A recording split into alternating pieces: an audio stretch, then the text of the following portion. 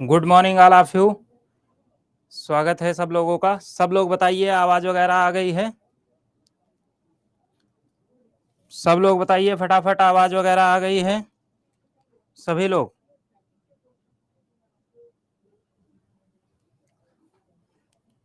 Good performance, सब कुछ clear है? एक सेकेंड, सब कुछ क्लियर है? एक सेकेंड बाबू, जरा वेट कर लीजिएगा।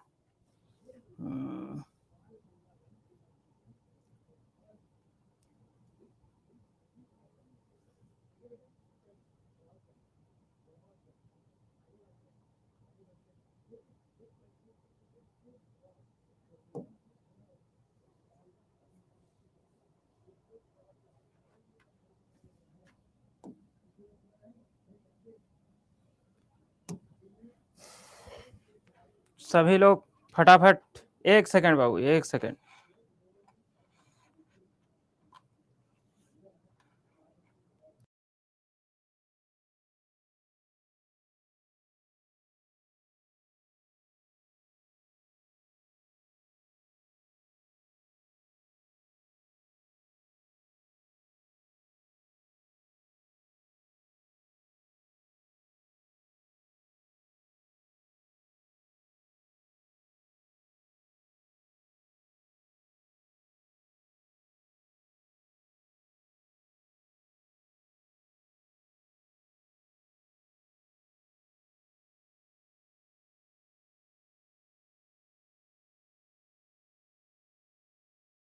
बाबू एक सेकंड, जरा आप लोग वेट कर लीजिए, एक सेकंड, थोड़ा कुछ इशू आ रहा।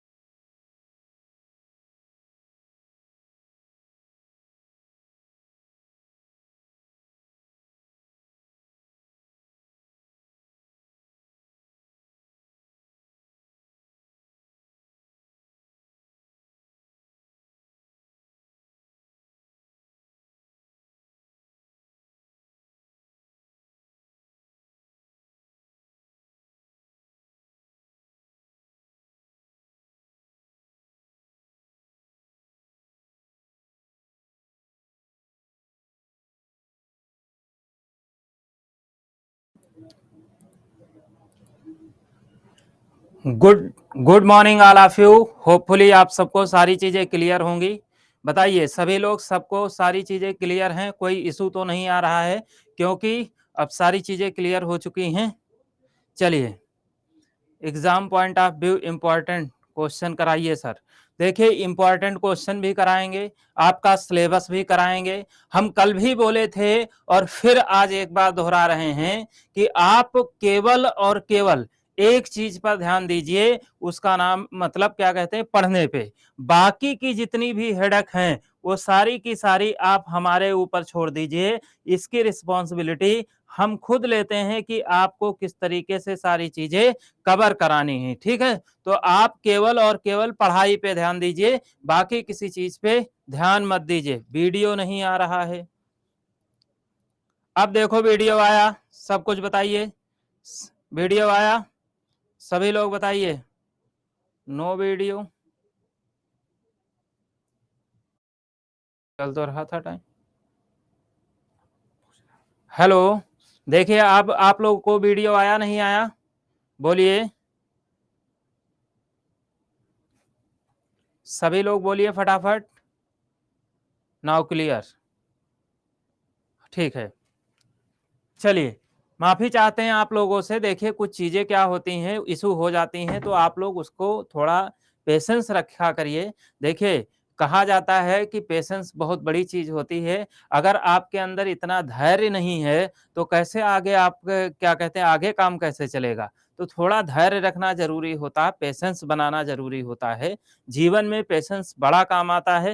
तो चलिए टाइम वेस्ट नहीं करेंगे, सीधे हम लोग क्लास पे आएँगे, ठीक है? ताकि आपका 1 मिनट भी खराब ना हो। अब तो वीडियो सबको क्लियर आ रहा है?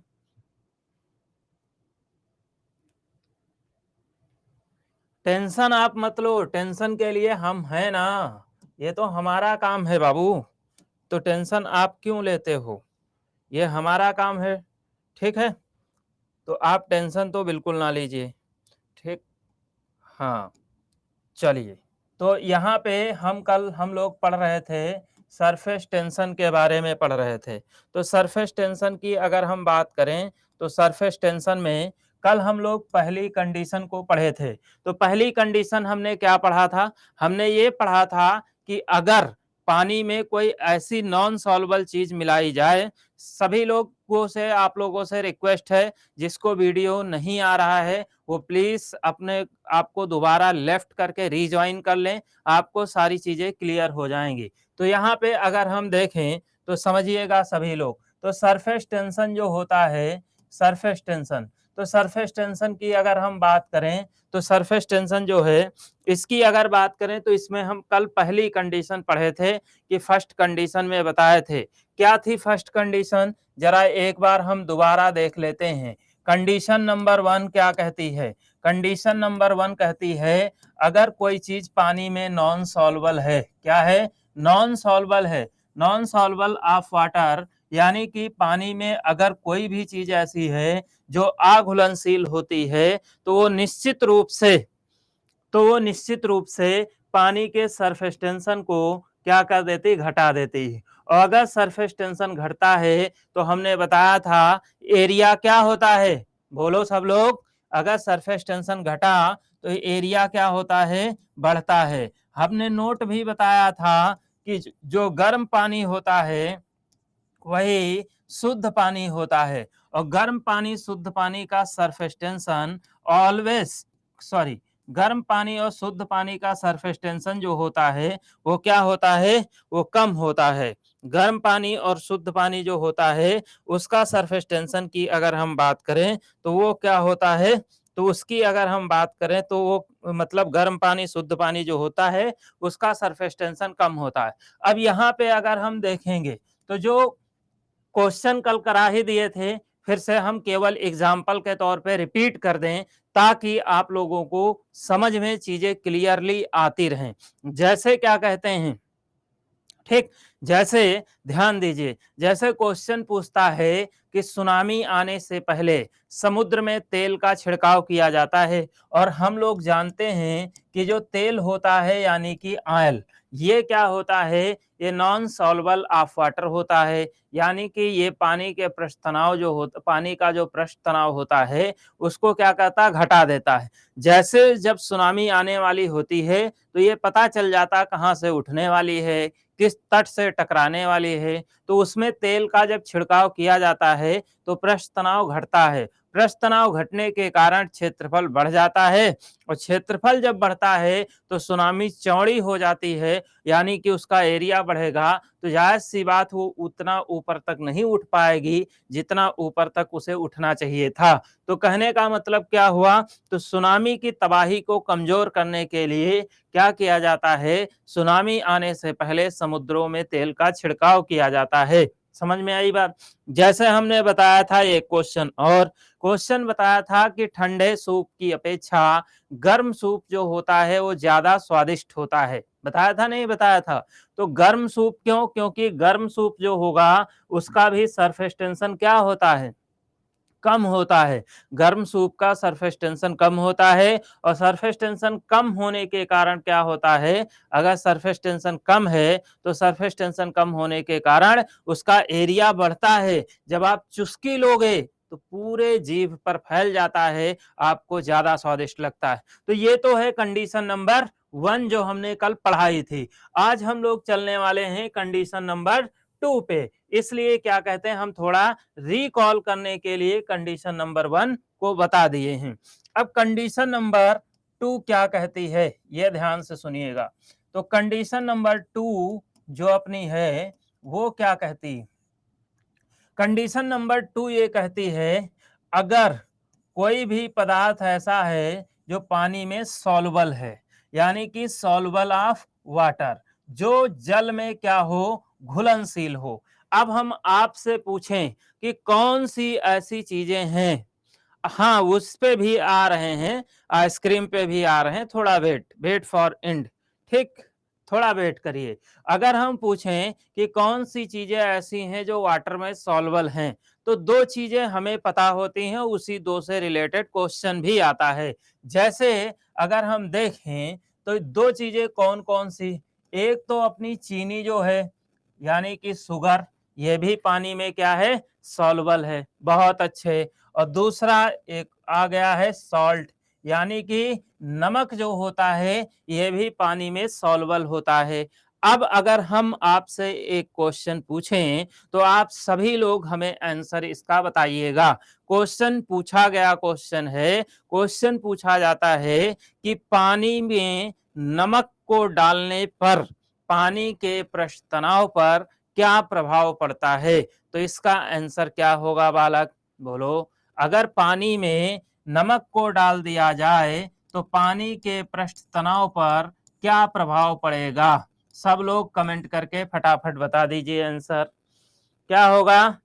घटेगा कैसे, बढ़ेगा मेरे लाल। क्यों, क्योंकि नॉन सॉल्युबल जो होता है वो पानी के सरफेस टेंशन को घटाता है, जो सॉल्युबल होता है वो पानी के सरफेस टेंशन को बढ़ाता है, समझे। अब जैसे यहाँ पे आ जाओ, जैसे वहां पे हमने नोट बताया था कि गर्म पानी जो होता है शुद्ध पानी होता है, उसका पृष्ठ तनाव क्या होता है, कम होता है। उसी प्रकार से जो ठंडा पानी होता है वो गंदा पानी होता है, जिसका पृष्ठ तनाव ज्यादा होता है। यानी कि अगर हम देखें तो फिजिक्स ये कहती है कि ठंडी चीजें ऐसी होंगी जो गंदी होंगी, जिनमें स्वाद नहीं होगा। समझ में आई बात। ठंडी चीजें ऐसी होंगी जो गंदी होंगी, जिनमें स्वाद नहीं होगा, यही बात है ना। अब देखो, जैसे भैया हमसे पूछ रहा था एक कि सर आइसक्रीम खाते हैं तो उसमें स्वाद कैसे आता है, अब उसी पे हम लोग चर्चा करने वाले हैं। अच्छा आप लोग ये बताइए, इंसान के अंदर एक और चीज भी होती है जिसका नाम है हैबिचुअल एक्शन। हैबिचुअल एक्शन क्या होता है, अब ध्यान से सुनिएगा, बताते हैं। जैसे जब आप कभी लाइफ में पहली बार आरओ का पानी पिए होंगे, अब जन्मजात कोई पी रहा हो तो नहीं कह सकते हैं, लेकिन आप बड़े हो गए, जानने लगे, ठीक, तो अगर जब लाइफ में पहली बार आरओ का पानी पिए होंगे तो क्या आप इच्छा भर पानी पी पाए थे, नहीं पी पाए थे। क्यों, क्योंकि वो कड़वा लगता है। हम भी नहीं पी पाए थे, ये हम अपनी आप बीती बता रहे हैं, समझ रहे हैं। लेकिन जब हम उसको रोज पीना शुरू कर दिए तो अब हमें नॉर्मल पानी अच्छा नहीं लगता है। अब जैसे एग्जाम्पल एक सटीक देते हैं, अगर चीनी और पानी का मिश्रण हम बना दें, तो चीनी और पानी का मिश्रण जानते हो इस वक्त खूब भंडारे में बट रहा है, जिसका नाम है शरबत। यानी कि और सीजन भी चल रहा है शरबत का, गर्मी में कोई आता है तो हम क्या शरबत ही तो पिलाते हैं। अब देखना, ये एक चीज हमारी ध्यान से सुनिएगा, थोड़ी देर इधर आप अपना ध्यान केंद्रित रखिएगा। अब शरबत, मान लीजिए आप हमारे घर आए हैं, मैंने आपको शरबत ऑफर किया, लेकिन वो शरबत केवल और केवल उसमें चीनी और पानी मिला हुआ है। तो अगर हम केवल चीनी और पानी का शरबत आपको दें तो क्या आप इतना ज्यादा शरबत पी पाओगे। मतलब जितना दो टाइप का शरबत है, एक है जो केवल चीनी पानी से मिला है, और दूसरा एक शरबत है जिसमें क्या कहते हैं, नींबू, नींबू कह सकते हो, या कोई ना कोई फ्लेवर ऐड किया गया है। अब दोनों में हम कहें कौन तुम ज्यादा पीना पसंद करोगे या कौन सा ज्यादा पी लोगे, तो आपका आंसर क्या होगा, जो क्या कहते हैं फ्लेवर्ड होगा, रूहाफजा, लेमन वाला। ये वाला इतना अच्छा नहीं लगता है, क्यों, क्योंकि जब पानी में केवल चीनी मिलाते हैं तो पानी का सरफेस टेंशन क्या होता है, इंक्रीज होता है, और जब सरफेस टेंशन इंक्रीज होगा तो स्वाद नहीं होगा। अब देखो किसी को हैबिचुअल एक्शन है जो आए दिन पी रहा, तो वो exception are not countable, but अगर एथेंटिक तरीके से देखा जाए तो दिस इज नॉट पॉसिबल।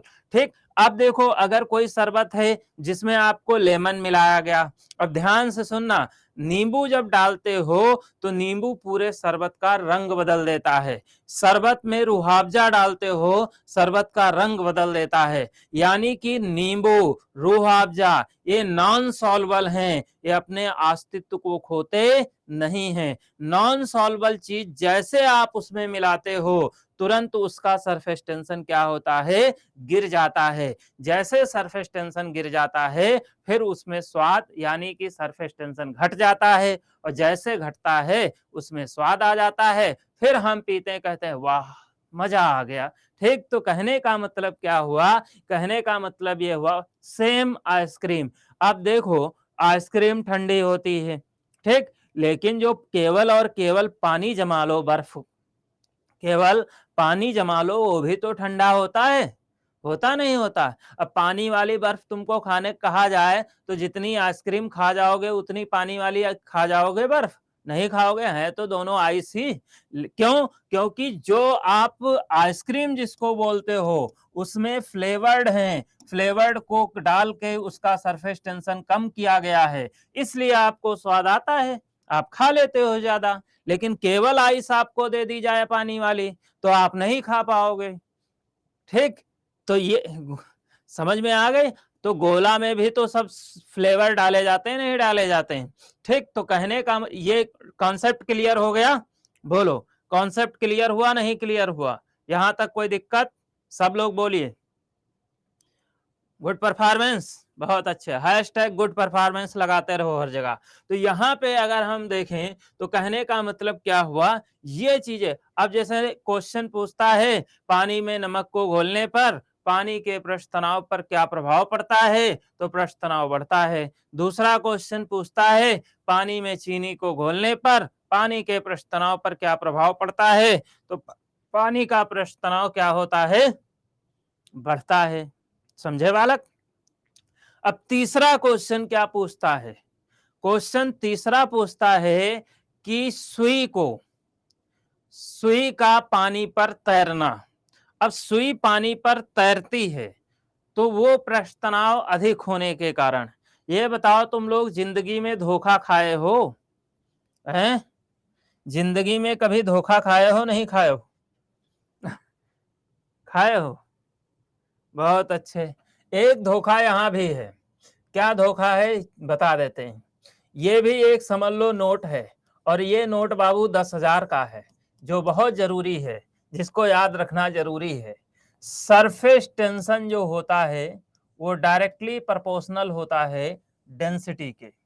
अगर कोई चीज डायरेक्टली प्रोपोर्शनल, डेंसिटी का मतलब होता है घनत्व, डेंसिटी का मतलब क्या होता है, घनत्व, डायरेक्टली प्रोपोर्शनल है तो इसका मतलब है अगर सरफेस टेंशन बढ़ेगा तो घनत्व भी बढ़ेगा, अगर सरफेस टेंशन घटेगा तो घनत्व भी घटेगा, सरफेस टेंशन शून्य हो जाए तो घनत्व भी शून्य हो जाएगा। डायरेक्टली प्रोपोर्शनल यही चीज हो कहती है ना।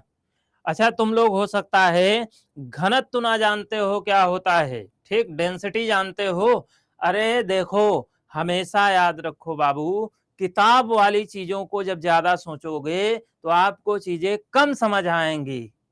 घनत्व क्या होता है आज से कभी भूलोगे नहीं। घनत्व का मतलब होता है घनापन। क्या मतलब होता है, घनापन। घनापन यानी कि सघन, क्या होता है, सघन। सघन विरल तो जानते होगे कि ये भी नहीं जानते हो, बोलो ये जानते हो। अब जैसे मान लो ये सीट है, ये सीट 5 सीटर थी, 2 3 4 5, 5 सीटर थी, तो इसका घनत्व पहले हम मान लिया 5 था, ठीक, क्योंकि ये जो 5 लोग बैठे हैं इनको लोग नहीं, आप मॉलिक्यूल मान लो। भाई हर पदार्थ के मॉलिक्यूल्स होते हैं, अणु होते हैं, तो 5 लोग बैठे हैं, हमने जबरदस्ती इसमें ठूस दिया, कितने, 2-3 और लोगों को। अब कितने हो गए, 1 2 3 4 5 6 7 8 हो गए, 8, 4 4 8 9 हो गए, यानी कि पहले 5 था, अब 9 हो गया। अब तुमसे पूछा जाए कि इसका घनत्व क्या हुआ है, घटा है या बढ़ा है, बोलो। तो इसका घनत्व बालक बढ़ गया है, क्योंकि पहले जब 5 बैठे थे तो उनके उन मॉलिक्यूल्स के बीच स्पेस ज्यादा था, यानी कि अंतरा आणविक अवकाश जिसको कहते हैं, जिसको मॉलिकुलर स्पेस कहते हैं। लेकिन जब और लोग उसमें ठूस दिए तो बाबू उनका स्पेस कम हो गया। तो घनत्व का मतलब सिंपल भाषा में ये समझिए कि घनत्व का मतलब होता घनापन। समझ में आई बात, बोलो बोलो, क्लियर हुआ यहाँ पे। अब जैसे मान लो 1 गिलास पानी है, अब इस पानी में क्या किया आपने, ये पानी है तो ये पानी के ही तो केवल मॉलिक्यूल्स हैं कि कोई और मॉलिक्यूल्स इसमें हैं। 1 गिलास पानी है तो इसमें पानी के ही तो मॉलिक्यूल्स हैं कि कोई और भी मॉलिक्यूल्स हैं, बताओ बालक, हैं यार, ये खिसक क्यों नहीं रहा। तो अब देखो पानी है, अगर मान लो हम इसमें क्रॉस लगा के नमक डाल दें तो नमक वाले मॉलिक्यूल्स जो हैं वो क्रॉस वाले हैं। अब बताओ जब नमक डालेंगे तो इसके मॉलिक्यूल्स भी तो इसी में आ गए, तो जायज सी बात इसका डेंसिटी बढ़ गया, बढ़ गया नहीं बढ़ गया। तो इसी प्रकार से जब कोई चीज किसी पदार्थ में मिलाई जाती है तो उसका घनत्व बढ़ता है। लेकिन हमने यहाँ पे क्या बताया है, यहाँ पे ये फार्मूला ये कहता है कि अगर पृष्ठ तनाव बढ़ा है किसी का तो उसका घनत्व भी बढ़ा होगा, यानी कि अगर किसी द्रव का पृष्ठ तनाव ज्यादा है तो उसका घनत्व भी ज्यादा होगा, अगर किसी द्रव का पृष्ठ तनाव कम है तो घनत्व भी कम होगा। धोखा वाली बात हमने इसलिए बोला था क्योंकि यहाँ धोखा होता है, ठीक, ये इस धरती पे आए हो तो धोखा खाओगे, एग्जाम में भी धोखा मिल सकता है। जैसे क्या होता है, मान लो क्वेश्चन पूछा गया कि ठंडे सूप की अपेक्षा गर्म सूप ज्यादा स्वादिष्ट होता है, क्यों, ये क्वेश्चन आपसे पूछा गया, गर्म सूप ज्यादा स्वादिष्ट होता है क्यों। लेकिन जैसे ये क्वेश्चन आपसे पूछा गया, ऑप्शन तुम सरफेस टेंशन ढूंढ रहे हो, वो ऑप्शन में है नहीं, ऑप्शन में क्या दे रखा, डेंसिटी। तो भैया सरफेस टेंशन कम होने के कारण वो स्वादिष्ट होता है ना, तो डेंसिटी क्या होगी, कम होगी, इसलिए वो स्वादिष्ट होगा। अब देखो आ जाते हैं उसी कंडीशन पे, हमने कहा था कि सुई जो है वो पानी पर तैरती है, तो हमेशा याद रखिएगा उसी पानी पर कोई चीज तैर सकती है जिसका डेंसिटी ज्यादा होगा। तो जायज सी बात है अगर सुई पानी पर तैरती है तो उसका पृष्ठ तनाव ज्यादा होगा। अब आप कह रहे होगे ये पता कैसे चलेगा, एक और अच्छा सा एग्जाम्पल दे देते हैं। डेड सी, मृत सागर का नाम सुने हो तुम लोग, मृत सागर इजराइल में पड़ता है। नाम से ऐसा लगता है जो यहाँ गया है कभी वापस नहीं आया है, लेकिन ये मृत सागर ऐसा है जिसका डेंसिटी सबसे ज्यादा है, सॉल्टी वाटर है, सैलिनिटी बहुत ज्यादा है। जैसे अब डेंसिटी इसकी बहुत ज्यादा होने के कारण इसमें अगर कोई भी व्यक्ति छलांग लगा दे तो वो तैरता रहता, फ्लोट करता रहता है, कभी डूब सकता ही नहीं। इससे अब सागरों में ही तो नमक घुला होता है, तो जाहिर सी बात हम कैसे बताएं कि इसकी डेंसिटी ज्यादा है, क्योंकि इसमें साल्ट घुले हुए हैं तभी तो बता पाए। तो कहने का मतलब ये बात साबित हो जाती है, ये प्रूफ हो जाता है कि जिस पानी का डेंसिटी ज्यादा होगा उसी पर कोई चीज तैर सकती है। अब आपसे वही क्वेश्चन पूछा जाए कि पानी पर सुई तैरती है, इसका मतलब उस पानी का डेंसिटी क्या होगा, ज्यादा होगा, और अगर उसका डेंसिटी ज्यादा होगा तो उस पानी का पृष्ठ तनाव भी क्या रहा होगा, ज्यादा रहा होगा। समझ में आई बात, बोलो, यहां तक क्लियर हो गया, अब तो कोई दिक्कत नहीं है भाई, कॉन्सेप्ट समझिए। हम इसलिए पूरे तरीके से कोशिश करते हैं आपके दिमाग में कॉन्सेप्ट को ठूस दिया जाए, समझ रहे हो। अब देखो दूसरी चीज क्या कहते हैं, अगला क्वेश्चन देखो, क्वेश्चन पूछता पानी पर कपूर का तैरना। पानी पर कपूर क्यों तैरता है? क्योंकि पानी का डेंसिटी ज्यादा होता है। पानी का डेंसिटी ज्यादा होने के कारण उसका सरफेस टेंशन ज्यादा होता है। समझ गए? नेक्स्ट क्वेश्चन पूछा जाता है कि स्विमर जो है, एक तैराकी जो होता है, उसको नदी की अपेक्षा समुद्र में तैरना आसान पड़ता है। अब नदी की अगर बात करें तो नदी कोई ऐसी देखा है जहां पे नमकीन पानी मिलता हो? बताओ, कभी कोई ऐसी जैसे कोसी में कभी नहाए हो और थोड़ा पानी मुंह में चला गया हो, नमकीन जैसा लगा हो, ठीक? तो नदी का पानी नमकीन तो होता नहीं है। नदी में सैलिनिटी तो होती नहीं है, सागरों में सैलिनिटी होती है। इसीलिए एक तैराकी को नदी की अपेक्षा सागर में तैरना आसान पड़ता है, क्योंकि उसका पृष्ठ तनाव ज्यादा होता है, उसका डेंसिटी ज्यादा होता है। बोलिए, यहां तक पूरा क्लियर हो गया? कोई अब बाबू समस्या तो नहीं है? बोलिए। कीचड़ वाला लगता है तो कीचड़ वाला पानी नहीं पीना है बालक। पीते पीना नहीं है, गलती से मुंह में चला जाए। ऐसे तो तुम पसीने का स्वाद भी नमकीन लगता है इंसान को, लेकिन हाँ क्यों लगता है? क्योंकि उससे सॉल्ट ही मतलब क्या होते हैं, स्क्रेट होते हैं। ये चीज क्लियर हो गई? बोलो, यहां तक क्लियर हो गया? अपने पसीने की बात कर रहे हैं, पड़ोसी की बात नहीं कर रहे हैं, ठीक है? बोलो भाई सभी लोग। हाँ, बहुत अच्छे। देखो बाबू, एक चीज़ और बताएँ, आप लोगों से जब मैं इतना कोशिश कर रहा हूँ, इतनी मेहनत करने को तैयार हूँ, तो आप लोग भी थोड़ा पेशेंस रखिए। देखिए, किसी पे उँगली उठाना बहुत आसान होता है, लेकिन बाबू हमेशा याद रखना, जब हम किसी पे एक उँगली उठाते हैं, तो 3 उँगली ऐसे हमारी तरफ इशारा करती हैं। तो थोड़ा पेशेंस रखिए, आपको जो कमिट किया गया है, पूरा डिलीवर किया जाएगा। आप ही ने कहा था ना, हमको साइंस में दिक्कत हो रही, आपके लिए हम आए हैं ना, आपके लिए बेहतर तरीके से। तो इसलिए क्या कहते हैं, थोड़ा पेशेंस रखिए। अब जो चीज़ टेक्नोलॉजी है वो अपने हाथ में तो है नहीं, भाई मानव ने बनाया है। देखिए, संपूर्ण वही है जिसको नेचर ने बनाया है, और मानव के द्वारा कोई भी चीज़ बनाई गई चीज़ वो तो इनकम्प्लीट होगी होगी, उसमें तो दोष होंगे होंगे, और आप उसमें अगर दोष निकालते हो तो समझो आप अपने में दोष निकाल रहे हो, क्योंकि वो उसको हम ही लोगों ने बनाया है। चलिए नेक्स्ट टॉपिक पे हम लोग आते हैं। इससे एक क्वेश्चन आपका पक्का आएगा। ये ऐसा टॉपिक है जो बहुत ज़्यादा मतलब आसान है, और आप लोगों को बहुत ज़्यादा चीज़ें इसके बारे में पता भी होंगी। तो जो पता है उसको हम कम कवर करेंगे, जो नहीं पता है उसको हम ज़्यादा कवर करेंगे। ठीक? कंप्यूटर साइंस में कितना क्वेश्चन आएगा बाबू? कंप्यूटर साइंस में सीएस का पोर्शन आएगा, लेकिन उसमें जो जीएस का पोर्शन है उसमें आपके 10 से 12 क्वेश्चन जीएस के पोर्शन में साइंस के मिलेंगे। समझ रहे हो बालक? हाँ, इसलिए आप पढ़ो। अगर हम आप लोग के हमेशा कमेंट के रिप्लाई देते रहे तो पढ़ा नहीं पाएंगे, ध्यान दीजिए। सबसे पहले हम बात करते हैं साउंड। साउंड को हिंदी में कहा जाता है बालक ध्वनि। क्या कहते हैं? ध्वनि कहते हैं मेरे लाल। अब ध्वनि की अब चैप्टर जो है, चैप्टर का भी डेफिनेशन पता होना चाहिए।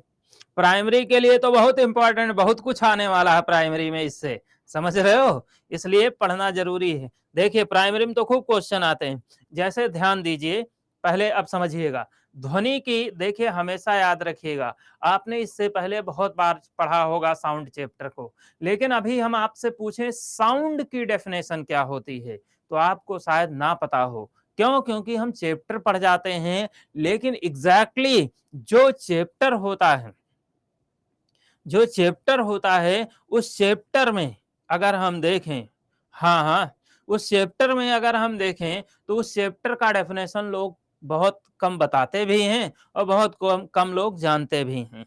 तो चलिए सबसे पहले चैप्टर की डेफिनेशन देख लेते हैं। ये बाबू पूछा गया क्वेश्चन है, कई एग्जाम में, शिक्षक भर्ती के एग्जाम में ही आया है, और आप जानते हैं आपके बिहार में पहली बार हो रहा, बाकी जगह के एग्जाम जो हुए हैं वहाँ खूब पूछा जाता है, और 100% मैं गारंटी लेता हूँ आपके एग्जाम में भी मिनिमम इस चैप्टर से मिनिमम 2 क्वेश्चन पूछे जाएंगे, इसलिए ध्यान से सुनिएगा। ठीक? अब देखिए, जैसे साउंड की डेफिनेशन जानिए, 7th क्लास की एनसीईआरटी में है नहीं, ये हम कह सकते हैं कि वो तरंगे, तरंग का मतलब होता है वेव। ऐसी तरंगे जिनको केवल कान महसूस करते हों उसको हम क्या कहते हैं, साउंड कहते हैं। ठीक, इसकी यही डेफिनेशन होती है। वो तरंगे जिनको केवल और केवल कौन महसूस करता हो, कान महसूस करते हों, यानी कि ऐसी वेव जिनको केवल ईयर हमारे सेंस करते हों, उसी को हम लोग क्या बोलते हैं, साउंड बोलते हैं।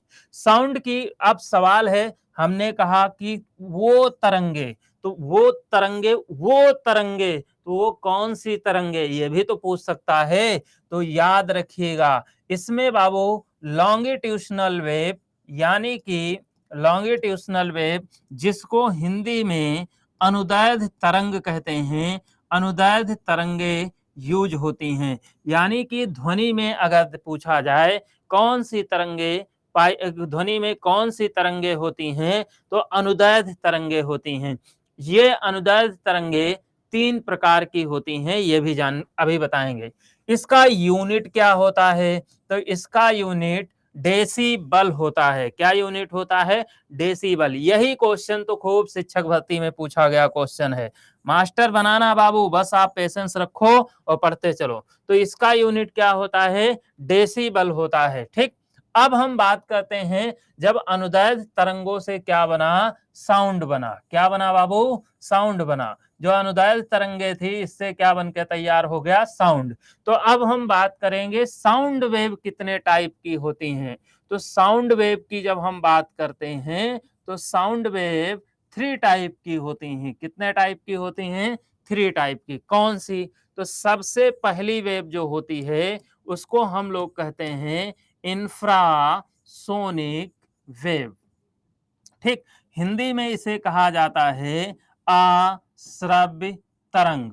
ठीक, दूसरे नंबर पे जो आती हैं वो आती हैं सोनिक वेव। सोनिक वेव को हिंदी में कहते हैं श्रव्य तरंग। ठीक है, तीसरी जो आती है वो आती है तीसरी जो आती है वो आती अल्ट्रासोनिक वेव। अल्ट्रासोनिक वेव यानी कि हिंदी में इसको कहते हैं पराश्रव्य तरंग। अब इन तरंगों को थोड़ा हम समझा देते हैं कि लेकिन ये आप लोगों को याद भी होंगी। ठीक है, समझा देते हैं फिर भी जान लीजिए। हमेशा याद रखिएगा, इसको हिंदी से समझोगे रटना पड़ेगा ही नहीं। ठीक, श्रव्य जो शब्द, तीनों में श्रव्य श्रव्य शब्द लिखा हुआ है। इस श्रव्य का मतलब क्या होता है, श्रव्य का मतलब होता है बाबू सुनना। क्या मतलब होता है, श्रव्य का मतलब अगर हम देखें तो ये श्रव्य का मतलब होता है सुनना।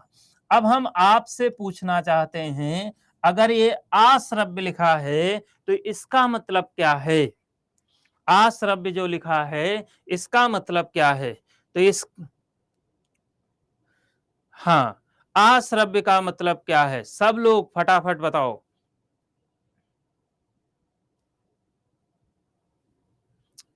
ठीक है, मैं इसके लिए दिखवा लेता हूं। नहीं सुनना, तो इसकी डेफिनेशन यही लिखना है। क्या लिखना है कि ऐसी तरंगे जो हमारे कानों को सुनाई ना दें उनको हम कहते हैं अश्रव्य तरंग, यानी कि infrasonic wave. We can not audible this wave, यानी कि हम लोग इनको सुन नहीं सकते हैं। ठीक, तो उनको हम कहते हैं अश्रव्य तरंग। अब इसकी फ्रीक्वेंसी पूछी जाती है, तो इसकी फ्रीक्वेंसी जो होती है वो लेस देन 20 हर्ट्ज होती है, यानी कि इनकी आवृत्ति जो होती है वो 20 हर्ट्ज से कम होती है। लेकिन फिर भी जब हम ये कहते हैं कि ये ऐसी तरंगे हैं जिनको हम सुन नहीं सकते हैं, तो हमारे दिमाग में एक सवाल छूट जाता है। वो सवाल कौन सा है, वो सवाल ये है कि अगर हम इनको सुन नहीं सकते हैं तो अगर ये साउंड वेव हैं तो इनको कोई तो सुनता होगा, सुनता होगा नहीं सुनता होगा, तो इनको कौन सुनता है, तो इनको सुनने वाले लोग जो हैं वो हैं पशु और पक्षी। ठीक, पशु पक्षी जो होते हैं उन वो लोग इसको सुनते हैं। हम लोग एक चीज तुमको आज बहुत पते की बात बताते हैं, हम लोग हमेशा ये कहते हैं कि जितने भी पशु पक्षी होते हैं वो मानव जितना काबिल नहीं है, क्योंकि उनमें ऐसी हम उनकी भाषा तक नहीं समझते हैं। तो ये लेकिन ये फिर भी कहते हैं कि उनके अंदर सिक्स सेंस पाया जाता है। ये कह सकते हो नेचर ने ये सिक्स सेंस इसीलिए लगाया। अब तुम लोगों को एक और बात बता, कितने लोग ऐसे हैं जो गाँव से हैं, गाँव का अलग माहौल होता है, अलग अलग ही मज़ा होता है। गाँव की अगर बात करें तो गाँव में अक्सर ये कहते पाया जाता है कि जैसे गाँव में कुत्ता रोने लगे, तो गाँव में दादा लोग कहते थे कि भैया कोई मुसीबत आने वाली है, कुत्ते बहुत रो रहे हैं। जैसे गाँव में भैंस खूँटे पे नहीं रुक रही है, तो कहते हैं भैंसिया अपनी रुक नहीं रही है, कोई दिक्कत ज़रूर होने वाला है। ये सब होता था, नहीं होता था? आज तुमको इसकी सच्चाई बताते हैं। हम लोग थोड़ा पढ़ लिख जाते हैं, हम कहते हैं क्या दादा ये सब अंधविश्वास है। लेकिन ये अंधविश्वास नहीं है। ये एग्ज़ैक्टली अगर देखा जाए तो ये एक साइंटिफिक लॉजिक है। जैसे एग्ज़ाम्पल बताते हैं, भूकंप जो होता है, भूकंप में भी ये प्राइमरी वेव्स जो होती हैं वो यही होती हैं। प्राइमरी वेव से ही होती हैं। अब जिस भूकंप में 3 वेव होती हैं, एक पी होती है यानी कि प्राइमरी, दूसरी एस होती है यानी कि सेकेंडरी, तीसरी यल होती है यानी कि लॉन्ग। तो जो हमारी पी वेव होती है, उसको हम लोग तो महसूस ही नहीं कर पाते हैं और जो एस वेव होती है उसके झटके हमें थोड़ा महसूस होते हैं, लेकिन वो झटके हम बर्दाश्त कर लेते हैं, ठीक? और जो लॉन्ग वेव होती है उसके झटके तो ऐसे आदमी को लगता है कि वो भाग खड़ा होता है। समझ रहे हो? तो क्या होता है कि सबसे पहले प्राइमरी वेव्स आती हैं, तो जो उनको कौन महसूस करता है? पशु-पक्षी। वो सबसे पहले उसको सेंस कर ले जाते हैं। कुत्ता है, मोहल्ले से भागना शुरू कर देंगे, भैंस है, खूँटा उखाड़ना शुरू कर देगी। तो अब याद रखना, मोहल्ले में जैसे कुत्ता भागे पीछे से तुम भी भाग पड़ो। लेकिन ये भी नहीं कि 2 कुत्ता कहीं मिशन पे जा रहे हैं, तुम उनके पीछे पड़ गए, दिक्कत हो जाएगी। समझ रहे हो? हाँ, तो कहने का मतलब क्या हुआ, ये एग्ज़ैक्टली अगर देखा जाए तो एग्ज़ैक्टली साइंटिफिक लॉजिक है, मतलब कोई ऐसा नहीं है, ठीक?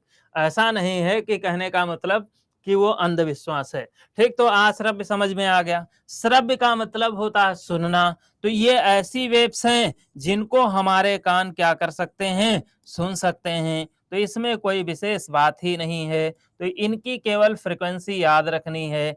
20 से लेकर 20,000 हर्ट्ज़ इनकी फ्रीक्वेंसी होती है। कितनी होती है? 20 से लेकर 20,000 हर्ट्ज़ इनकी फ्रीक्वेंसी होती है। समझ में आई बात बाबू? बोलिए। ठीक, अब देखो ज़रा समझिएगा, अल्ट्रासोनिक वेव पे आ जाओ, तो इसको हम लोग हिंदी में कहते हैं पराश्रव्य। देखो एक शब्द होता है, कहते हैं ना बाबू तुम ऐसा करो, ये काम कर लो, तो हम कहते हैं पापा ये हमारे बस की बात नहीं है, तो हमसे परे है बिल्कुल, यहाँ हमारा दूर दूर तक कोई संपर्क नहीं है। ठीक, तो परे का मतलब भी होता है जहाँ दूर दूर तक हमें कोई लेना देना उससे ना हो, उसी को हम परे बोलते हैं। तो यहाँ पे जो पराश्रव्य तरंगे होती हैं, इनको भी हम लोग महसूस नहीं करते हैं, लेकिन अब इनको पशु पक्षी महसूस नहीं करते हैं। इनको जितने रात्रिचर होते हैं, यानी कि जो रात को जगने देखने वाले लोग हैं, और आप जानते हो रात को देखने वाले लोगों को निशाचर कहते हैं। कहते हैं नहीं कहते हैं? निशाचर कहते हैं। अब देखिए, यहाँ पे अगर देखें तो इनका फ्रीक्वेंसी पहले जान लीजिए।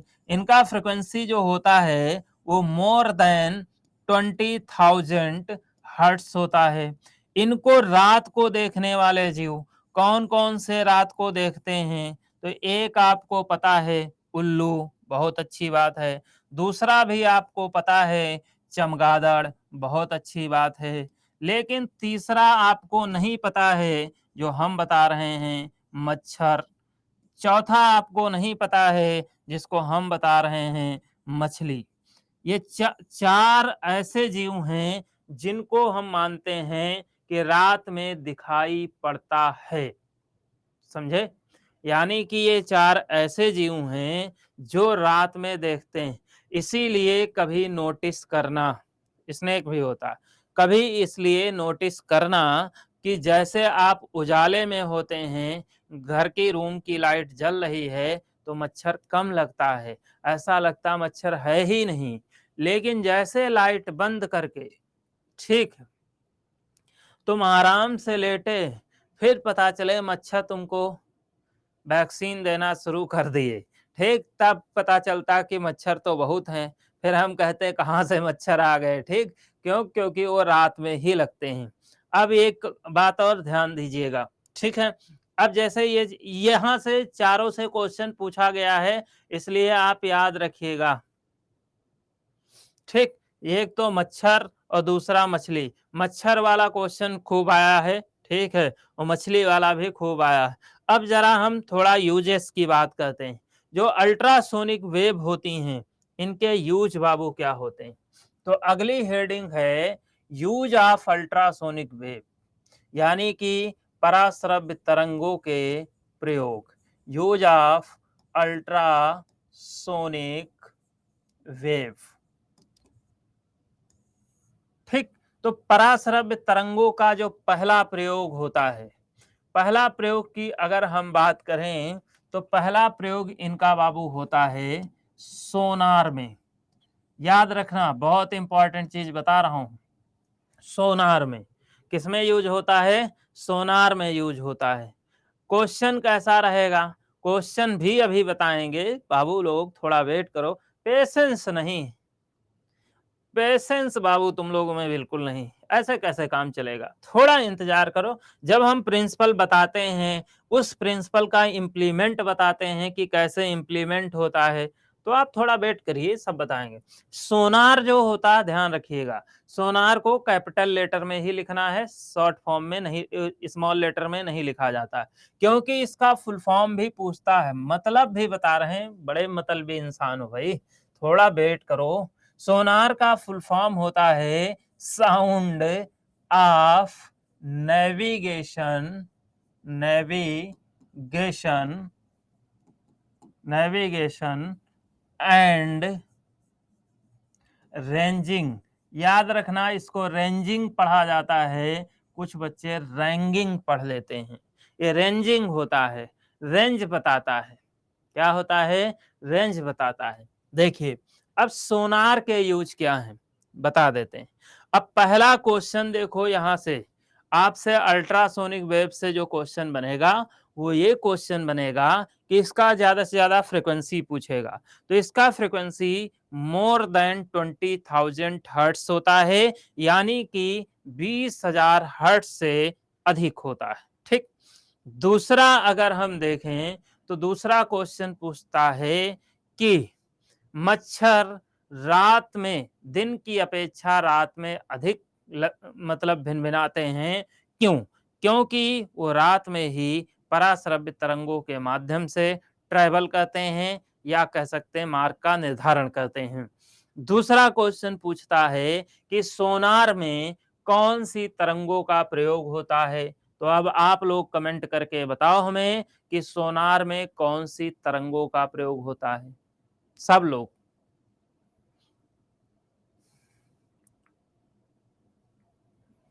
बाबू, पिछले स्लाइड पे मैंने बताया था अल्ट्रासोनिक वेव को पराश्रव्य कहते हैं, ठीक है। तो पराश्रव्य तरंग, अब ध्यान से सुनिए, सोनार का फुल फॉर्म भी पूछता है। एक क्वेश्चन और, इससे क्वेश्चन क्या बनते हैं ध्यान दो। क्वेश्चन पूछ सोनार के यूज पूछता है। अब सोनार के प्रयोग क्या है? हमेशा दो बातें याद रखिए, इससे कई क्वेश्चन तुम्हारे तैयार होंगे। शॉर्ट तरीका बता रहा हूं। समुद्र से रिलेटेड अगर कोई क्वेश्चन पूछा जाता है तो उसका आंसर होता है सोनार, और आसमान से रिलेटेड कोई क्वेश्चन पूछा जाता है तो उसका आंसर होता है रडार। जैसे अगर कहा जाए कि समुद्र की गहराई किससे मापते हैं, तो सोनार, ठीक। अगर आपसे पूछा जाए कि समुद्र के अंदर दिशा परीक्षण, डायरेक्शन डिटेक्शन करना हो तो किससे करेंगे? सोनार से। अगर आपसे क्वेश्चन पूछा जाए, ठीक, पनडुब्बी सबमरीन जो होता है, पनडुब्बी के सिग्नल में किसका यूज किया जाता है, तो आंसर होगा सोनार। अगर आपसे पूछा जाए कि मछली को किससे पकड़ा जाता है, तो आंसर होगा सोनार। समझे? ये सब क्वेश्चन है, समझे बाबू? अब आप सोच रहे होंगे मछली तो गुरुजी वो जाता है कीड़े को केचुए को फंसा के ऐसे उठा लेता है। अब वो जमाने चले गए। अगर उससे मछली पकड़ा जाए तो फिर क्या होगा कि मछली जाल में आएगी भी नहीं, क्योंकि हर जीव को अपना जीवन बचाने के लिए, अपने लाइफ को प्रोटेक्ट करने के लिए नेचर ने दिमाग दिया है। अब तुम सोचो, तुम ही गए हो मछली पकड़ने के लिए, ऐसे तुमने फंसाया, मछली एक आई अपने 2 बच्चों को लेके, कही बाबू तुम यहीं रुको, मैं वो भोजन दिख रहा, मैं उसको लाके तुम्हें दे रही हूँ। जैसे पता चले मछली भोजन पकड़ी, तुम तो उसको उठा लिए। अब बाबू उसके रो रहे हैं, चिल्ला रहे हैं कि मम्मी मेरी तो शहीद हो गई। अब जब बाबू कभी ऐसा लटकता हुआ भोजन देखेंगे दोबारा, तो वो समझ नहीं जाएंगे कि ये हमें लॉलीपॉप दिखाया जा रहा है, वो समझ जाएंगे ना। तो कहने का मतलब वो बहुत दिक्कत वाली चीज है। मछली सोनार काम कैसे करता है, पिक्चर तुम लोग देखे होगे, बता देते हैं।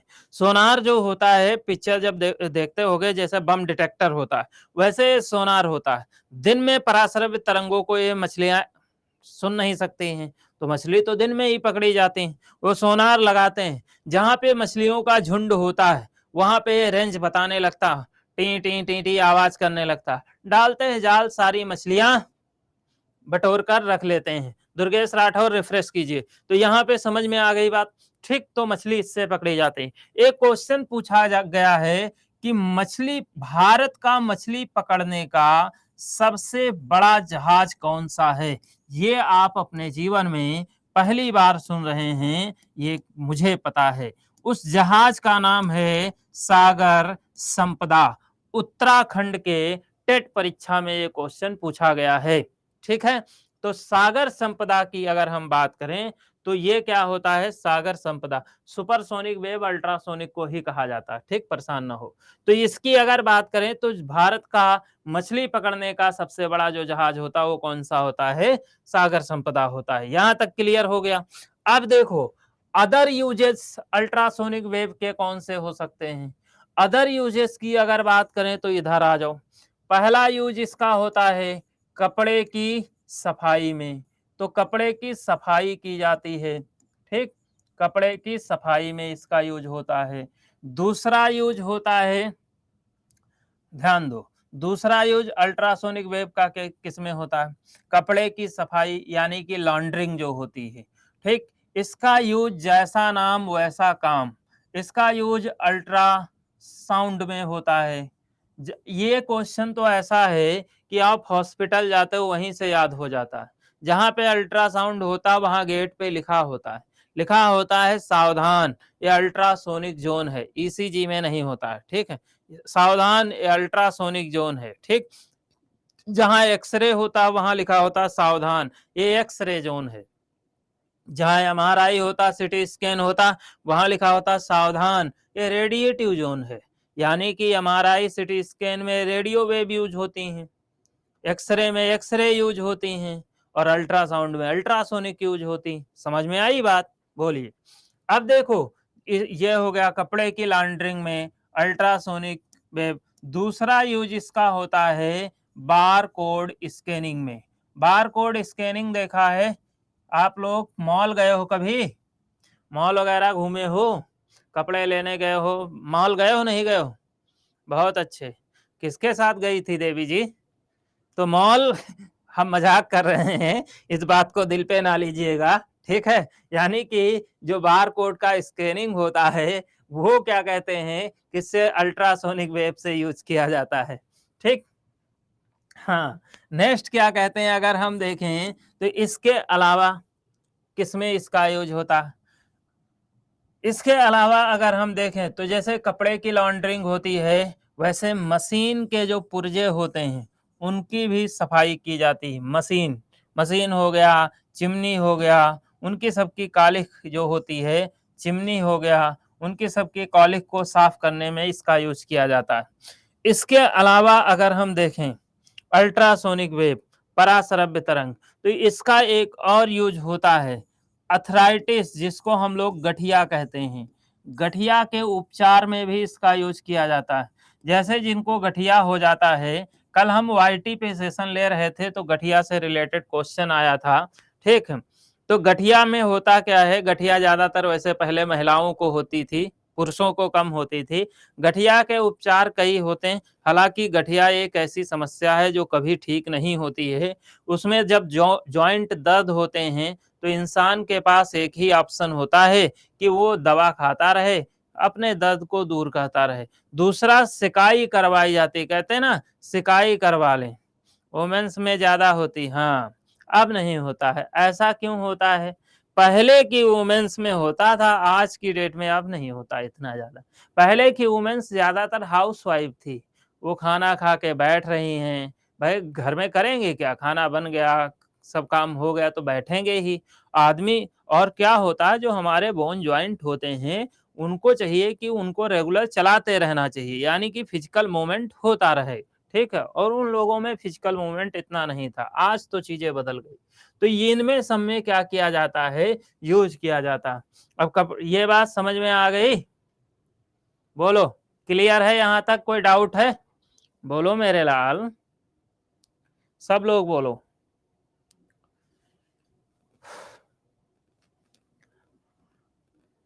पूरा लिखा करो गुड परफॉर्मेंस, समझ रहे हो? नो डाउट, क्लियर, बहुत अच्छे मेरे लाल, गुड परफॉर्मेंस। चलो, नेक्स्ट देखा जाए भाई। अब देखो, अभी बहुत सारी चीज़ें। अब हम आते हैं साउंड की प्रॉपर्टीज़ पे। साउंड की प्रॉपर्टी पे अगर हम बात करें, तो अभी हम आपको बता रहे थे हर्ट्ज़। हर्ट्ज़ क्या होता है? नोट्स कैसे बनाएँ? अब बाबू, सारी नोट्स आपको साथ-साथ बनाना होगा ना। हम इसलिए बहुत फ़ास्ट भी नहीं पढ़ा रहे हैं और बहुत स्लो भी नहीं पढ़ा रहे हैं। देखो, तो सबसे पहले हर्ट्ज़, हर्ट्ज़ जो होता है, वो क्या होता है? हर्ट्ज़ एक प्रकार की फ्रीक्वेंसी है। फ्रीक्वेंसी को हिंदी में हम लोग कहते हैं आवृत्ति। आवृत्ति यानी कि फ्रीक्वेंसी होता क्या है? तो फ्रीक्वेंसी की डेफिनेशन एक ऐसी चीज है जिसको आप लोगों ने पढ़ा होगा। फ्रीक्वेंसी की अगर बात करें तो हम कहते हैं, ध्यान से इसकी डेफिनेशन सुनिए, नंबर ऑफ वाइब्रेशन पर सेकंड इज कॉल्ड फ्रीक्वेंसी। यानी कि अगर हिंदी में हम कहें तो हिंदी में कहा जाता है कि प्रति सेकंड कंपनों की संख्या क्या होती है, आवृत्ति कहलाती है। देंगे बाबू, देंगे। प्रति सेकंड कंपनों की संख्या क्या कहलाती है, आवृत्ति कहलाती है। ठीक, अब ध्यान दो सभी लोग। अब कहने का मतलब क्या हुआ, प्रति सेकंड का मतलब होता है 1 सेकंड। तो अगर मान लो ये मार्कर है, ठीक, ये कंपन शुरू कर दे और ये कितनी देर तक कांपता रहे, 1 सेकंड तक, तो वो इसकी आवृत्ति हो जाती है। यानी कि 1 सेकंड में हुए कंपनों की संख्या को आवृत्ति कहते हैं। इसका मात्रक पूछा जाता है, तो इसका मात्रक जो होता है हर्ट्ज होता है। अब तुम लोग कमेंट करके बताओ, हर्ट्ज से बड़ा मात्रक कौन सा होता है? सब लोग कमेंट करके बताओ कि हर्ट्ज जो होता है, हर्ट्ज से बड़ा मात्रक कौन सा होता है? हर्ट्ज से बड़ा बाबू, 1 बजे तक क्लास है, 2 घंटे ले रहे हैं, समझे? हाँ, देखो, बहुत लोगों को नहीं पता है, बहुत लोगों को पता है, बता देते हैं। थ्री इडियट पिक्चर देखा होगा, तो उस पिक्चर में एक सीन है, याद कीजिए, जो फोटोग्राफर बनना चाहता था, जब उसका दाखिला इंजीनियरिंग कॉलेज में हुआ, तो उस वहाँ पे एक मिलीमीटर था, वो उसका बैग लेके जा रहा था, तो एक काउंटर में पिल्ले रखे थे, तो वो पूछता है, अबे ये क्या है? तो वो कहता है कि ये बाइट है, ये किलोबाइट है, ये मेगाबाइट है, ये गीगाबाइट है, ये टेराबाइट है। बाबू, वहाँ पे यूनिट का वो इंक्रीजिंग ऑर्डर बताता है। तो बाइट में होता है जैसे बाइट में होता है, एक बाइट में जैसे बाइट में होता है कि 1 byte, kilobyte, megabyte, gigabyte, terabyte, उसी प्रकार से हर्ट्ज़ में भी होता है। तो हर्ट्ज़ से बड़ा यूनिट क्या होगा? किलोहर्ट्ज़ होगा। किलोहर्ट्ज़ से बड़ा यूनिट क्या होगा? मेगाहर्ट्ज़ होगा। मेगाहर्ट्ज़ से बड़ा यूनिट क्या होगा? तो गीगाहर्ट्ज़ होगा। गीगाहर्ट्ज से बड़ा यूनिट क्या होगा, तो टेराहर्ट्ज होगा। अब यहां से क्वेश्चन एक और पूछता है कि 1 किलो हर्ट्ज में कितने हर्ट्ज होते हैं, तो 1 किलो हर्ट्ज में 10 की पावर 3 हर्ट्ज होते हैं। पूछता है 1 मेगा हर्ट्ज में कितना होता है, तो 1 मेगा हर्ट्ज में 10 टू द पावर 6 हर्ट्ज होते हैं। पूछता है 1 गीगा हर्ट्ज में कितना होता है, तो इसमें 10 टू द पावर 9 हर्ट्ज होते हैं। पूछता है 1 टेरा हर्ट्ज में कितने हर्ट्ज होते हैं, तो इसमें 10 टू द पावर 12 हर्ट्ज होते हैं। ठीक, ये आपको इतना याद रखना है। अब कहो गुरुजी इतना कैसे याद होगा, तो कोई बात नहीं है, केवल ये वाला तो याद कर सकते हो। बोलो कि एक भी नहीं याद कर सकते हो, इतना तो करना पड़ेगा ना। पेपर में आपके यही आएगा। ठीक, जानकारी में ये होना चाहिए। अब हम पढ़ाते हैं तो हमारा फर्ज बनता है आपको सारी चीजें बताना, ठीक है। हाँ, तो पेपर में यही आएगा। अब आप सोच रहे होगे गुरुजी आप इतना श्योर कैसे हैं, तो हम प्रूफ करते हैं कैसे श्योर हैं। ठीक, पेपर कैसे लीक होता है, ठीक, पेपर लीक नहीं होता है, मतलब एक गेस होता है, आइडिया होता है। देखो कैसे श्योर हैं ये बता देते हैं। अब देखिए मेगाहर्ट्ज की अगर बात करें तो ये क्या होती, फ्रीक्वेंसी होती। फ्रीक्वेंसी एक ऐसी चीज है, अगर आप सोचो कि केवल क्या अनुदैर्ध्य तरंगे यानी कि साउंड में जो अनुदैर्ध्य तरंगे होती, क्या उन्हीं के पास फ्रीक्वेंसी होती, नहीं। रेडियो वेव के पास भी फ्रीक्वेंसी होती। जितनी वेव है सबका फ्रीक्वेंसी होता है, सबका वेवलेंथ होता है, ठीक है, यानी कि तरंग दैर्ध्य। अब देखो मेगाहर्ट्ज से रिलेटेड क्वेश्चन पूछा जाता है, क्योंकि मेगाहर्ट्ज की अगर बात करें तो रेडियो वेव्स जो होती हैं उनका प्रसार उन्हीं से आपकी टीवी चलाई जाती, उन्हीं से आपके रेडियो चलते हैं, तो उसमें मेगाहर्ट्ज में ही यूज होती। अभी हम बताएंगे इससे आगे चीजें, एक और डेफिनेशन जान लीजिए, देन आपको बताते हैं। दूसरी जो अपनी आती है हेडिंग, वो आती है रेजोनेंस। रेजोनेंस की अगर हम बात करें तो इसको हिंदी में अनुनाद कहते हैं। अनुनाद होता क्या है, ये भी डेफिनेशन जानिए। बहुत आसान तरीके से बताएंगे, आपको बिल्कुल आसानी से याद हो जाएगा।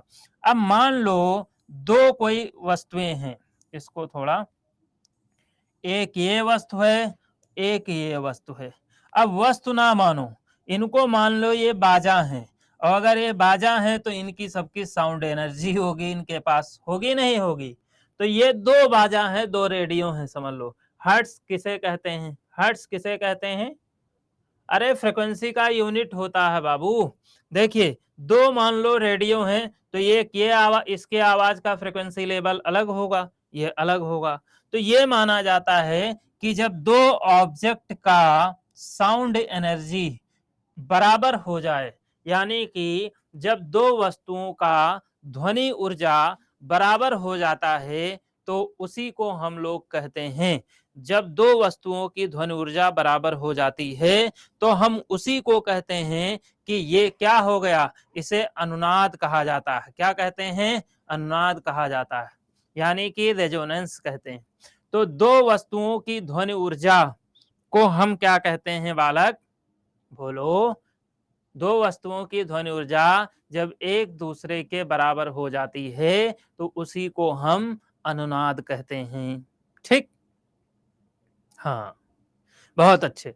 अब थोड़ा ट्रिक भी यहाँ पे जान लो, नहीं तो क्वेश्चन नहीं कर पाओगे, बता देते हैं। देखो ट्रिक ये है, अब अगर दो वस्तुएं हैं तो बराबर तो होनी चाहिए, अनुनाद की डेफिनेशन। ऐसा भी हो सकता है इसकी ऊर्जा 5 हो, इसकी ऊर्जा 3 हो। अगर इन दोनों को हम बराबर बजा दें तो भाई क्या होगा, तो इन दोनों को बराबर बजाएंगे तो ये वाला जो है ये इसकी बजा देगा, बजा देगा नहीं बजा देगा, यानी कि ये टूट सकती है, तब भी घटना अनुनाद ही होती है। क्या होती है, अनुनाद। आवृत्ति को हम बता दिए क्या होता है, साउंड एनर्जी जो होती है वो आवृत्ति ही कहलाती। अब देखो जैसे हम बोलते हैं, आप तक आवाज आती है, आती नहीं आती है, तो वो एक प्रकार का साउंड एनर्जी है। अब आपसे कोई पूछे तो आप पढ़े लिखे हैं, आप इसको साउंड एनर्जी का नाम मत दो, आप कहो ये फ्रीक्वेंसी सुनाई पड़ती है। क्या सुनाई पड़ती है? फ्रीक्वेंसी सुनाई पड़ती है। बोलो, यहां तक क्लियर है? बोलिए। ठीक। अब देखिए, जैसे इससे क्वेश्चन, अब एक थोड़ा मिला जुला के डेफिनेशन बता देते हैं। जब एक वस्तु की ध्वनि ऊर्जा दूसरे वस्तु की ध्वनि ऊर्जा के बराबर होती है तो उस घटना को अनुनाद कहते हैं, और जो इसमें यूज की हुई ऊर्जा है तो उसी ऊर्जा को आवृत्ति कहते हैं। जैसे क्वेश्चन क्या पूछता है? क्वेश्चन सबसे पहला क्वेश्चन पूछता है कि तानसेन के गाने से मेज पर रखे ग्लास का टूट जाना। अगर बाबू ग्लास टूट रहा है तो तानसेन की ऊर्जा ज्यादा रही होगी ग्लास से। तो तानसेन के द्वारा तानसेन के गायन से ग्लास का टूट जाना, तो अगर पूछे ये फिनोमिना कौन सा है, यानी कि घटना कौन सी है, तो आंसर क्या लगाओगे? अनुनाद। लेकिन पूछे ऊर्जा कौन सी है, तो भाई गाने से टूटा है ना, तो वो साउंड एनर्जी है, तो आंसर हो जाएगा आवृत्ति। समझ गए? समझे? तो आंसर क्या हो जाएगा? आवृत्ति हो जाएगा। दूसरा क्वेश्चन पूछता है जो बहुत इंपॉर्टेंट है, जो यहाँ मेगाहर्ट्ज की बात होगी, वो है क्वेश्चन पूछता है रेडियो का प्रसारण। तो रेडियो का प्रसारण अनुनाद कहलाता है घटना, और जो उसमें ऊर्जा होती है वो बच्चा फ्रीक्वेंसी होती। रेडियो आपने देखा होगा तो एक छोटा बटन होता है, एक बड़ा बटन होता है। रेडियो में एक बैंड लगा होता है, उसी बैंड से एक बद्धी चढ़ी होती है, अंदर का अगर पुर्जा आपने कभी देखा होगा। अब ये रेडियो का टावर लगा है जिससे वेव आ रही हैं, ठीक है। तो जो रेडियो का बैंड है, इसकी ऊर्जा और जो रेडियो के टावर से निकलने वाली जो फ्रीक्वेंसी है, वो जब एक दूसरे से मैच करती है तो रेडियो में प्रसारण शुरू हो जाता है। समझे? तो रेडियो में प्रसारण शुरू हो जाता है। यानी कि क्वेश्चन पूछा जाए तो इस ये घटना कौन सी हो गई? क्योंकि दोनों की ऊर्जा बराबर है, तो बराबर होती है तो घटना कौन सी होती? अनुनाद। और जो इसमें ऊर्जा है, यानी कि जिस एनर्जी का इसमें फ्लो हो रहा है, तो वो साउंड एनर्जी है, और साउंड एनर्जी को हम क्या कहते हैं? फ्रीक्वेंसी, यानी कि आवृत्ति कहते हैं। सर अनुनाद को फिर से बता दीजिए। ठीक है, बिल्कुल बता देंगे। ठीक है। हाँ, देखिए, अनुनाद क्या होता है? एक वस्तु की ध्वनि ऊर्जा दूसरे वस्तु की ध्वनि ऊर्जा के बराबर जब हो जाए तो इसी घटना को अनुनाद कहते हैं। जो ध्वनि ऊर्जा होती है उसी को आवृत्ति कहते हैं। क्या होता है? उसी को आवृत्ति कहते हैं। ठीक। समझे? क्लियर हो गया? हाँ। अब देखो, जैसे क्वेश्चन किया गया कि रेडियो का प्रसारण, हाँ, उसी पे फिर से आ रहे हैं। जैसे क्वेश्चन किया गया कि रेडियो का प्रसारण कौन सी घटना पे आधारित है, तो अनुनाद। देखो, रेडियो में जो बैंड लगा होता है उसकी ऊर्जा, टावर से निकलने वाली वेव की ऊर्जा जब बराबर होती है तो आपके रेडियो में गाना बजना शुरू हो जाता है। ठीक। कौन सा गाना? सैया भय कोतवाल, अब जो बजाना चाहो वो बजाओ। ठीक, वो आपकी इच्छा पे निर्भर नहीं, वो रेडियो जॉकी वाले होते हैं वो बजवाते हैं। तो देखिए, यहाँ पे जब बराबर होता है तो यहाँ पे क्या होता है? प्रसारण शुरू हो जाता है। तो इस घटना को बराबर हुआ है तो ये घटना क्या है? अनुनाद। लेकिन इसमें निकलती क्या है? आवाज, साउंड एनर्जी निकलती है ना। साउंड एनर्जी निकलता है, तो साउंड एनर्जी, अगर एनर्जी पूछा जाए कौन सी है, तो एनर्जी कौन सी हो जाएगी? फिर उसको हम फ्रीक्वेंसी कहेंगे। अब एक क्वेश्चन और यहां से पूछा जाता है। क्वेश्चन पूछता है कि रेडियो का जो प्रसारण होता है, क्वेश्चन पूछता है कि जो रेडियो का प्रसारण होता है उसमें कितने हर्ट्ज की, यानी कि रेडियो के प्रसारण में कितने हर्ट्ज की वेव यूज की जाती हैं। देखिए, हर देश का अलग अलग क्लाइमेट होता है। क्लाइमेट के हिसाब से फ्रिक्वेंसी का लेवल हर देश का अलग होता है। दुनिया में जितने देश हैं सभी देशों में रेडियो का प्रसारण होता है, लेकिन दुनिया में एक ऐसा देश भी है जहां पर रेडियो का प्रसारण नहीं होता है। उस देश का नाम है नॉर्वे। क्या नाम है? नॉर्वे। नॉर्वे, फिनलैंड, ये जानते हो बहुत ठंडे देश हैं। तो नॉर्वे जो है वहां पे प्रसारण नहीं होता। अब हम बात करते हैं, देखो हमको दुनियादारी से मतलब नहीं है, पेपर हम देने जा रहे हैं भारत का, तो कम से कम ये पता होना चाहिए भारत में रेडियो प्रसारण में कितने मेगाहर्ट्ज की फ्रीक्वेंसी का प्रयोग किया जा सकता है।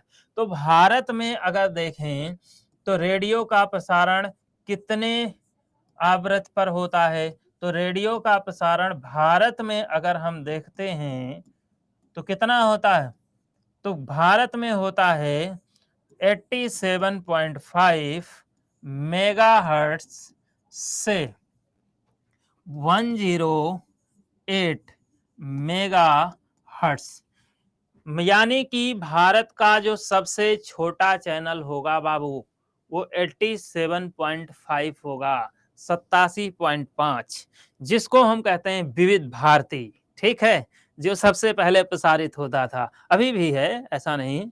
और जो सबसे बड़ा चैनल भारत का बन सकता है फ्यूचर में वो 108 मेगाहर्ट्ज, इससे बड़ा नहीं बन सकता है। ये लोग बोलते भी हैं। अब देखो इसका कमाल क्या है, जिसका फ्रीक्वेंसी स्केल जितना ज्यादा होगा उसका चैनल का प्रसारण उतना अच्छा होगा, जिसका फ्रीक्वेंसी स्केल जितना कम होगा उसका प्रसारण उतना खराब होगा। ठीक जैसे विविध भारती, देखो विविध भारती के लिए छत पे रखना पड़ता था रेडियो को, अंटिया पे रखना पड़ता था रेडियो को, था नहीं था? नहीं, मेगाहर्ट्ज होता है, इसीलिए तो बताया थे यहाँ मेगाहर्ट्ज से याद करना है। ठीक, वो बोलता है, आप सुन रहे हैं आरजे कार्तिक को, हम प्रसारित कर रहे हैं 98.3 मेगाहर्ट्ज से, बोलता नहीं बोलता? सबसे बड़ा भारत का जो चैनल है वो है एफएम रेनबो, जो 107 मेगाहर्ट्ज पे प्रसारित होता है, बोलता नहीं बोलता है? तो इसमें मेगाहर्ट्ज ही होता। अरे रेडियो मिर्ची हो या कोई भी मिर्ची हो या मिर्चा हो, हमसे नहीं मतलब है, हमसे बस इतना मतलब है कि जो हम अपनी बात को कन्वे करना चाहते हैं वो आप समझ रहे हैं। ठीक, बस इतना मतलब है। ठीक, आपके डाउट्स ना रह जाएं, आपको कोई दिक्कत ना हो, बस बोलो क्लियर हो गया, कोई समस्या नहीं। इसीलिए आपसे मेगाहर्ट्ज वाला पूछा जा सकता है, इससे रिलेटेड बात आ सकती है, तो यहाँ पे मेगाहर्ट्ज का कन्वर्जन आपको पता होना चाहिए। ठीक, बोलो बाबू, सब कुछ क्लियर बा कि कोई डाउट? बोलो भाई, इतना मेहनत से इतना अच्छे से पढ़ाते हैं और थोड़ा सा अगर हमसे कमी रह जाती है या क्या कहते हैं कोई इशू आ जाता है तो तुम लोग क्या कहते हैं सुनाना शुरू कर देते। 80.5 नहीं होता है, फिर गलत कराओगे एग्जाम में, क्या कहते हैं फिर हमको बताओगे कि सर ये गलत हो गया। ठीक है, हम यहाँ क्या झूठ बोल रहे हैं कि मजाक करने आए हैं तुम लोगों से? मजाक करने के मूड में थोड़ी ना आए हैं भाई, जो बता रहे हैं उसको याद रखिए। गूगल बाबा पे भरोसा ना करना। ठीक, गूगल पे बहुत कुछ उल्टी सीधी आ जाती हैं चीजें। 87.5 होता है, याद रखना। नॉर्वे का सर कितना होता? अरे बालक, नॉर्वे में का हम रहते हैं कि हमारी ससुराल है नॉर्वे में जो हम बता दें? नॉर्वे में तो रेडियो बजता ही नहीं है इस वक्त। ठीक, तो वैसे भी वहां क्या कहते हैं, नॉर्वे में रेडियो नहीं बजता है, मातम फैला है, तुम क्या कहते हैं नॉर्वे के पीछे पड़े हो। चलो, यहां तक क्लियर है? हाँ, अब देखो नेक्स्ट पे आ जाते हैं भाई, ध्यान दो। अब अगली प्रॉपर्टी क्या है? अरे बाबू, पहले रेडियो वहां चलता था, अब नहीं चलता है, ये उनकी समस्या है, समझे? ये मेरा समस्या थोड़ी है। देखो अगली प्रॉपर्टी पे आ जाओ। अगली प्रॉपर्टी जो होती है वो होती इको। इको को हिंदी में कहते हैं प्रतिध्वनि।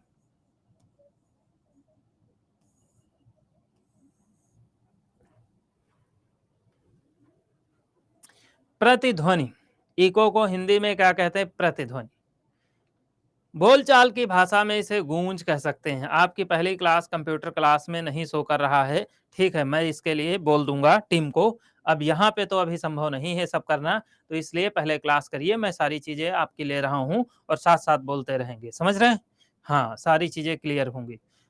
रिपीट साउंड, क्या साउंड रिपोर्ट? अच्छा, देखो इको क्या होता है, कभी अगर आप क्या कहते हैं मुशायरे वगैरह में गए होंगे, तो सबसे पहले मुशायरे में 2 स्वागत करने आते हैं। कहते हैं हेलो हेलो बोलते हैं जब वो माइक में, तो आवाज़ आती है hello, hello, hello, hello, hello. ठीक मुशायरे में, ठीक कहते हैं भाइयों-बहनों स्वागत करने आते हैं। चलो मुशायरा अब यहाँ पे कम समझ में आता है। जैसे माइक में मैंने बोला हेलो, तो आवाज़ आती है hello, hello, hello, hello, hello. ये इको होता है। इको की अगर बात करें, तो इको का मतलब है reflection of sound is called echo. यानी कि जब कोई ये कह सकते हैं ध्वनि के परावर्तन को प्रतिध्वनि कहते हैं, एक लाइन में। लेकिन अगर हम दूसरे तरीके से बहुत अच्छे से समझें, तो इको कैसे होता है? जैसे मान लो, ये कोई व्यक्ति है, ठीक? ये कोई व्यक्ति है। अब इस व्यक्ति के द्वारा ये यहाँ पहाड़ी क्षेत्रों में घूमने गया मैडम के साथ, ठीक? या ये मैडम ही हैं। इन्होंने इनके पति साहब खो गए हैं, तो इन्होंने आवाज लगाया बहुत तेज से, ठीक? अरे हम तुमको एग्जाम्पल ही बता दें, एक पिक्चर है राजा की आएगी बारात, देखा है नहीं देखा तुम लोगों ने? राजा की आएगी बारात पिक्चर देखा है? उस पिक्चर में पहला ही डायलॉग है, रानी मुखर्जी पहाड़ी क्षेत्रों में चिल्लाती है मेरा राजा आएगा, तो आवाज आती आएगा आएगा आएगा आएगा आएगा। ये क्या है? यही इको है। तो जैसे मान लो ये क्या है, रानी मुखर्जी 2 हैं। इन्होंने कहा, लोकल वाली रानी मुखर्जी जो हमारे मोहल्ले में घूमती रहती हैं, जो इन्होंने कहा कि मेरा राजा आएगा, तो सबसे पहले ये आवाज आई इधर, तो पहाड़ों से टकरा गई, टकराई। फिर ये टकराने के बाद ये वापस आई आवाज, तो इन्होंने बोला क्या था, मेरा राजा आएगा। तो ये पूरे सेंटेंस की ऊर्जा प्रवाहित हुई, पहाड़ों से टकराई, तो फिर इनके पास वापस आवाज क्या पहुंची, आएगा आएगा आएगा आएगा। यानी कि ये आधी क्यों पहुंची, इसलिए क्योंकि जब पूरा सेंटेंस बोला, तो एक दूरी को तय करने में कुछ ऊर्जा, आधी ऊर्जा क्या होती है, खर्च हो जाती है। तो वापस जब दूरी तय की जाएगी, तो आधी ऊर्जा ही तो उसको, आधी एनर्जी ही तो वापस मिलेगी। तो आधी एनर्जी में आधे सेंटेंस तो वापस मिलेगा, पूरा थोड़ी ना मिल जाएगा। इसीलिए वो चिल्लाती तो है मेरा राजा आएगा, लेकिन वापस आवाज आती है आएगा आएगा आएगा। समझ में आ गई बात? बोलो, क्लियर हो गया यहां तक? बोलो, अब तो कोई दिक्कत नहीं।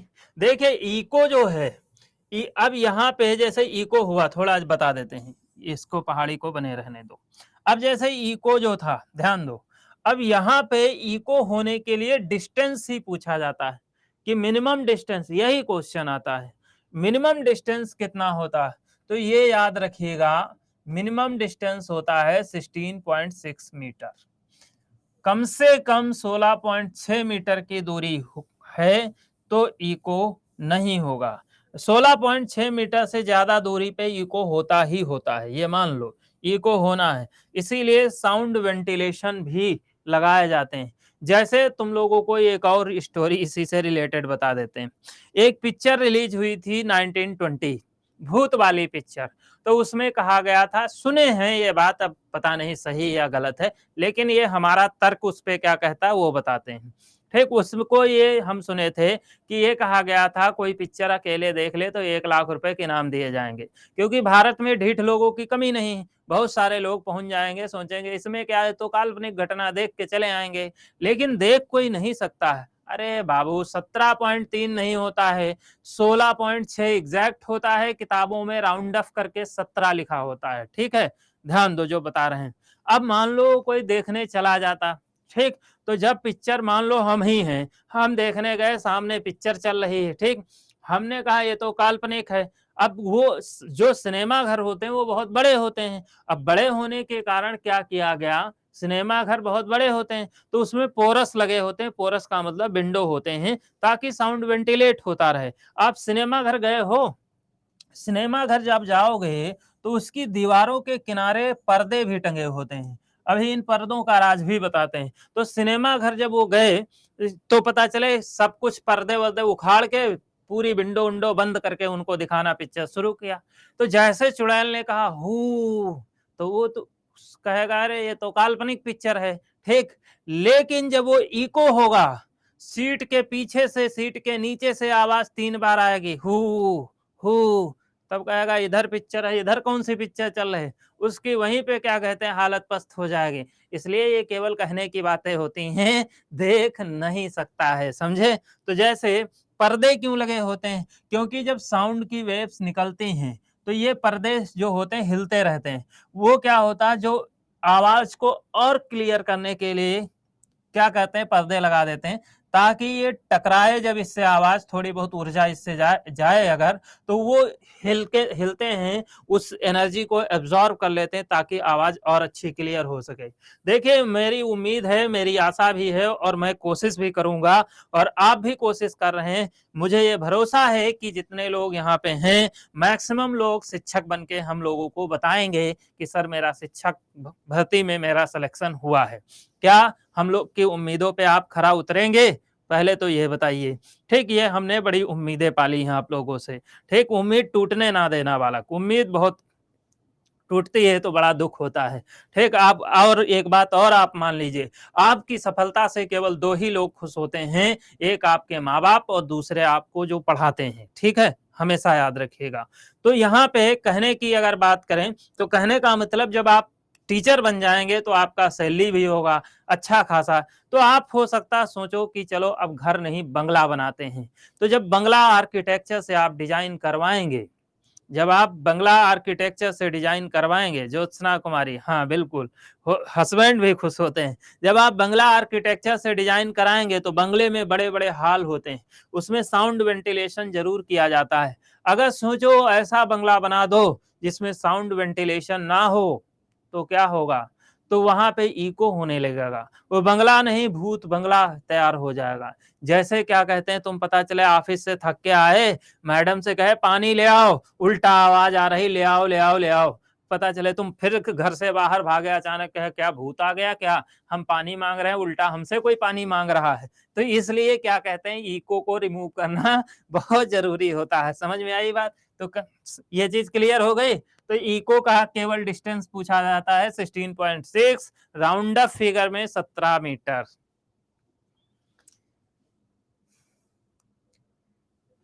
अब एक ईमानदारी से बिल्कुल सच बात बताना, ठीक है, बटरिंग वाली नहीं पूछ रहे हैं। ये बताओ जो साइंस में समस्या लग रही थी, जो दिक्कत लग रही थी, अब लगता है कि तुम्हारी दिक्कतें खत्म हो गई हैं? पूरा अच्छे से सब चल रहा है?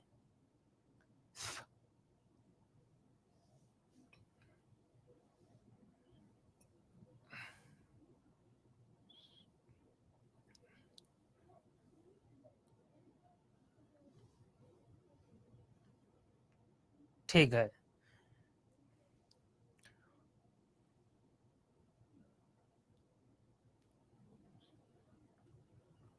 आपसे बेटर हैं सर। कौन?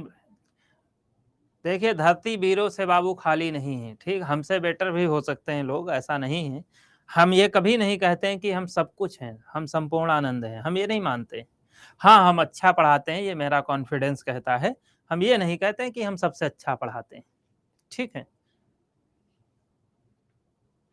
चलिए,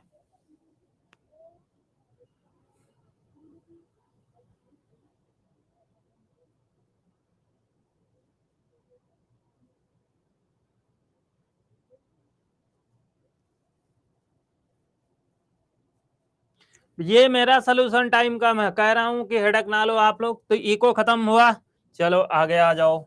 इसको हम हटा देते हैं, भाई कुछ चीजें मैं हटा दूंगा, ठीक है, क्योंकि पीपीटी मेरे पास ज्यादा है नहीं।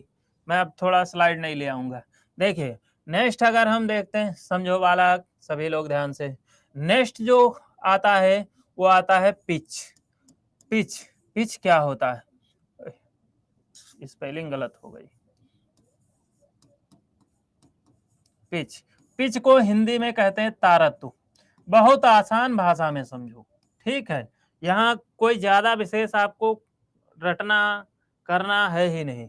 तो पिच की अगर बात करें तो इसका काम होता है आवाज का मोटापन और पतलापन बताना। आवाज अगर मोटी है ठीक है। तो बालक पिच क्या होगा, कम होगा। तो पिच कम होता है, आवाज पतली है तो पिच ज्यादा होता है। बस इतना याद रखो, बस सारे आंसर क्लियर। ठीक।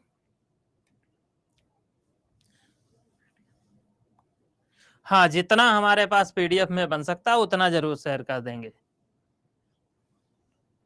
ठीक है, पहले पढ़ लो, फिर इस डिबेट पे आएंगे। कितना क्वेश्चन आ सकता है हम बता भी चुके हैं, 10 बार ना पूछा करो। एक तो तुम लोग लेट ज्वाइन करते हो, कभी आते हो, जो जब आता तब यही क्वेश्चन पूछता है। ठीक, तो ये तो पूरी क्लास में यही चलता रहेगा बाबू। स्टार्टिंग में ज्वाइन किया करो, जब बता देते हैं सब कुछ, ध्यान दो। तो यानी कि अगर किसी की आवाज मोटी है तो उसका पिच क्या होगा, कम होगा। कम का मतलब यहाँ पे लो लिखा जाता है। और अगर किसी का आवाज पतला है तो उसका पिच हाई होगा। अब जैसे मान लो, अभी आपको मैम भी पढ़ाती हूँ हिंदी की, मैम पढ़ाती है ना हिंदी में। अब मैम आपको पढ़ा रहे हैं तो उनकी आवाज हमसे सुरीली है, हमारी आवाज तो ऐसा लगता फटे बांस जैसी है। अब हमारी आवाज बहुत मोटी है तो क्या करें, आवाज अगर हमारी मोटी है तो हमारा पिच लो है। अब मैडम सुरीली आवाज में पढ़ाती हैं, तुमको पढ़ने में भी ज्यादा मजा आएगा। तो जाहिर सी बात उनका पिच क्या है, हाई है। समझ में आई बात। तो ये क्वेश्चन पूछा जाता है कि पुरुषों की अपेक्षा महिलाओं की आवाज का पिच क्या होता है।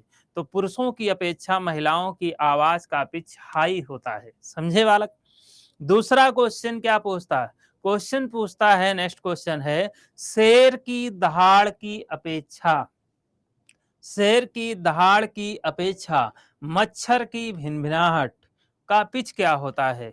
तो मच्छर की भिनभिनाहट जो होती है उसका पिच हाई होता है। शेर की दहाड़ देखो कितनी मोटी होती है, शेर दहाड़ मार दे तो आदमी पता चले वहीं पे सब गीला हो जाएगा। और अगर क्या कहते हैं मच्छर भिनभिनाता है तो ऐसा लगता है गाने गा रहा है।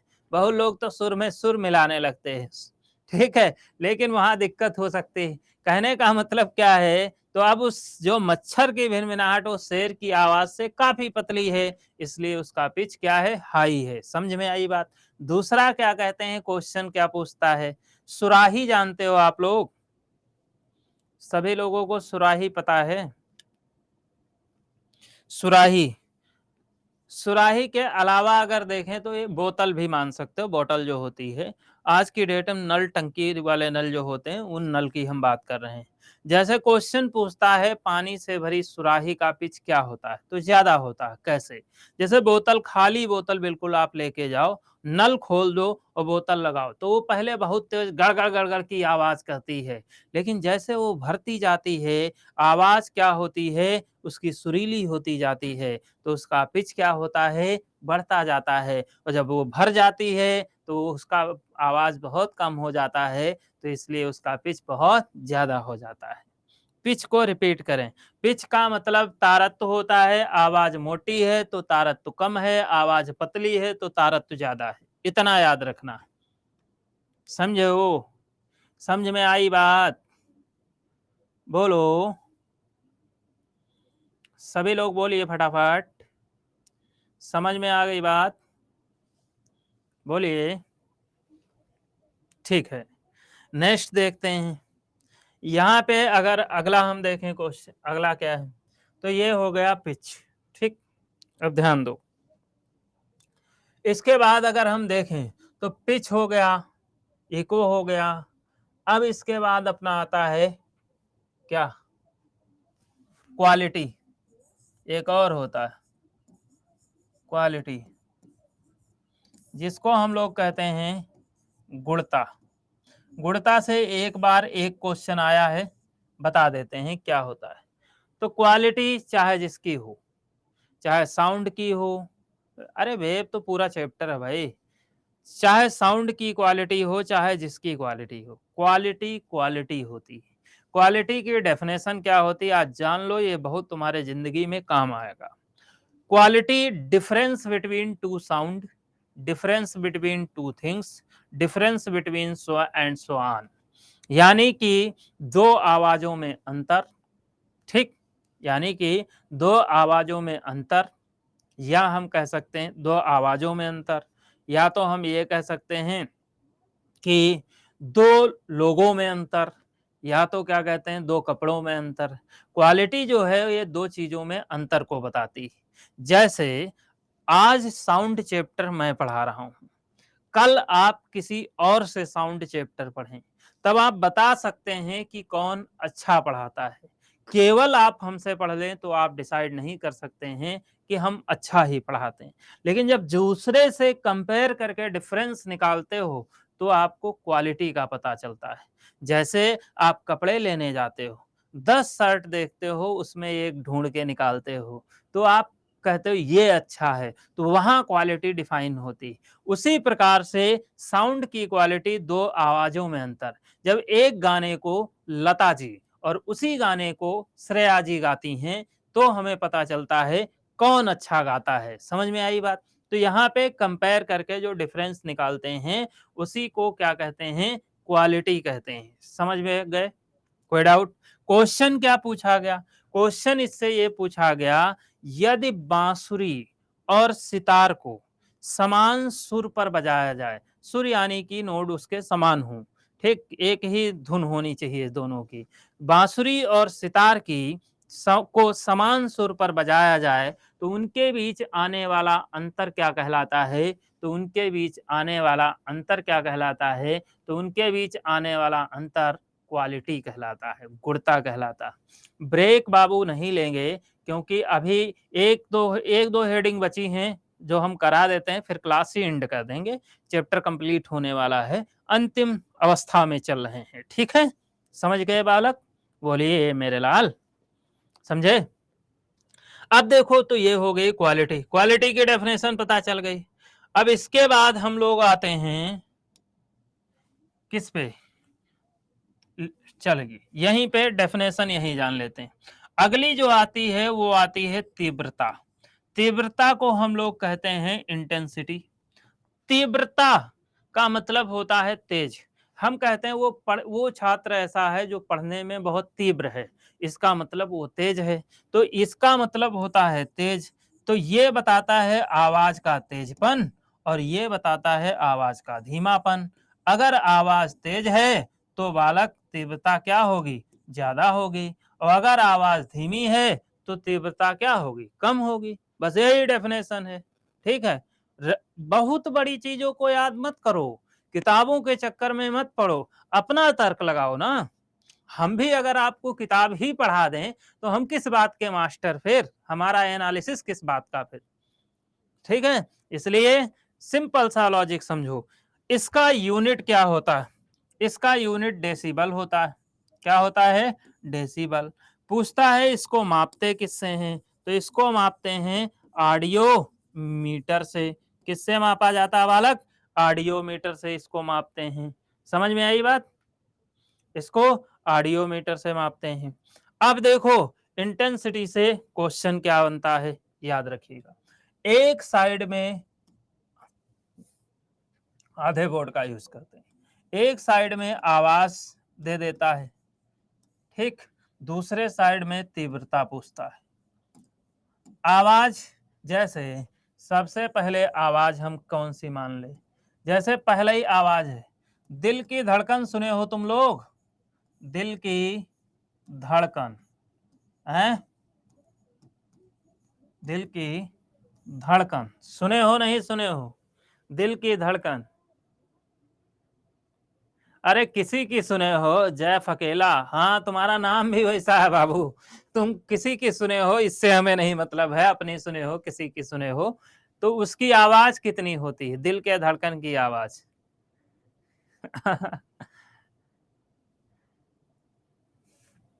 देखिए, दिल हमारा धड़कता है लेकिन ये 72 बिट होता है, आवाज नहीं होती है। आवाज डेसिबल में पूछ रहा हूं।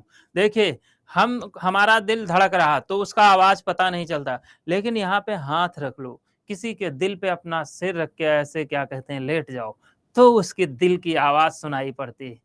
अकेला बाबू समझे? हाँ, अकेला से दुकेला होगे तब सुन पाओगे। तो देखिए, तो क्या होता है जब इस पे हाथ रखते हो, अपने अपने दिल पे हाथ रखो, देखो आवाज खट खट की आवाज आ रही, ऐसा लगता है कोई इंजन चल रहा है। तो इसकी जो आवाज होती है वो 15 से 20 डेसिबल होती है। कितनी होती है? 15 से 20 डेसिबल। लब और डब, हाँ भैया। अब देखो एक और पूछता है, फुसफुसाहट।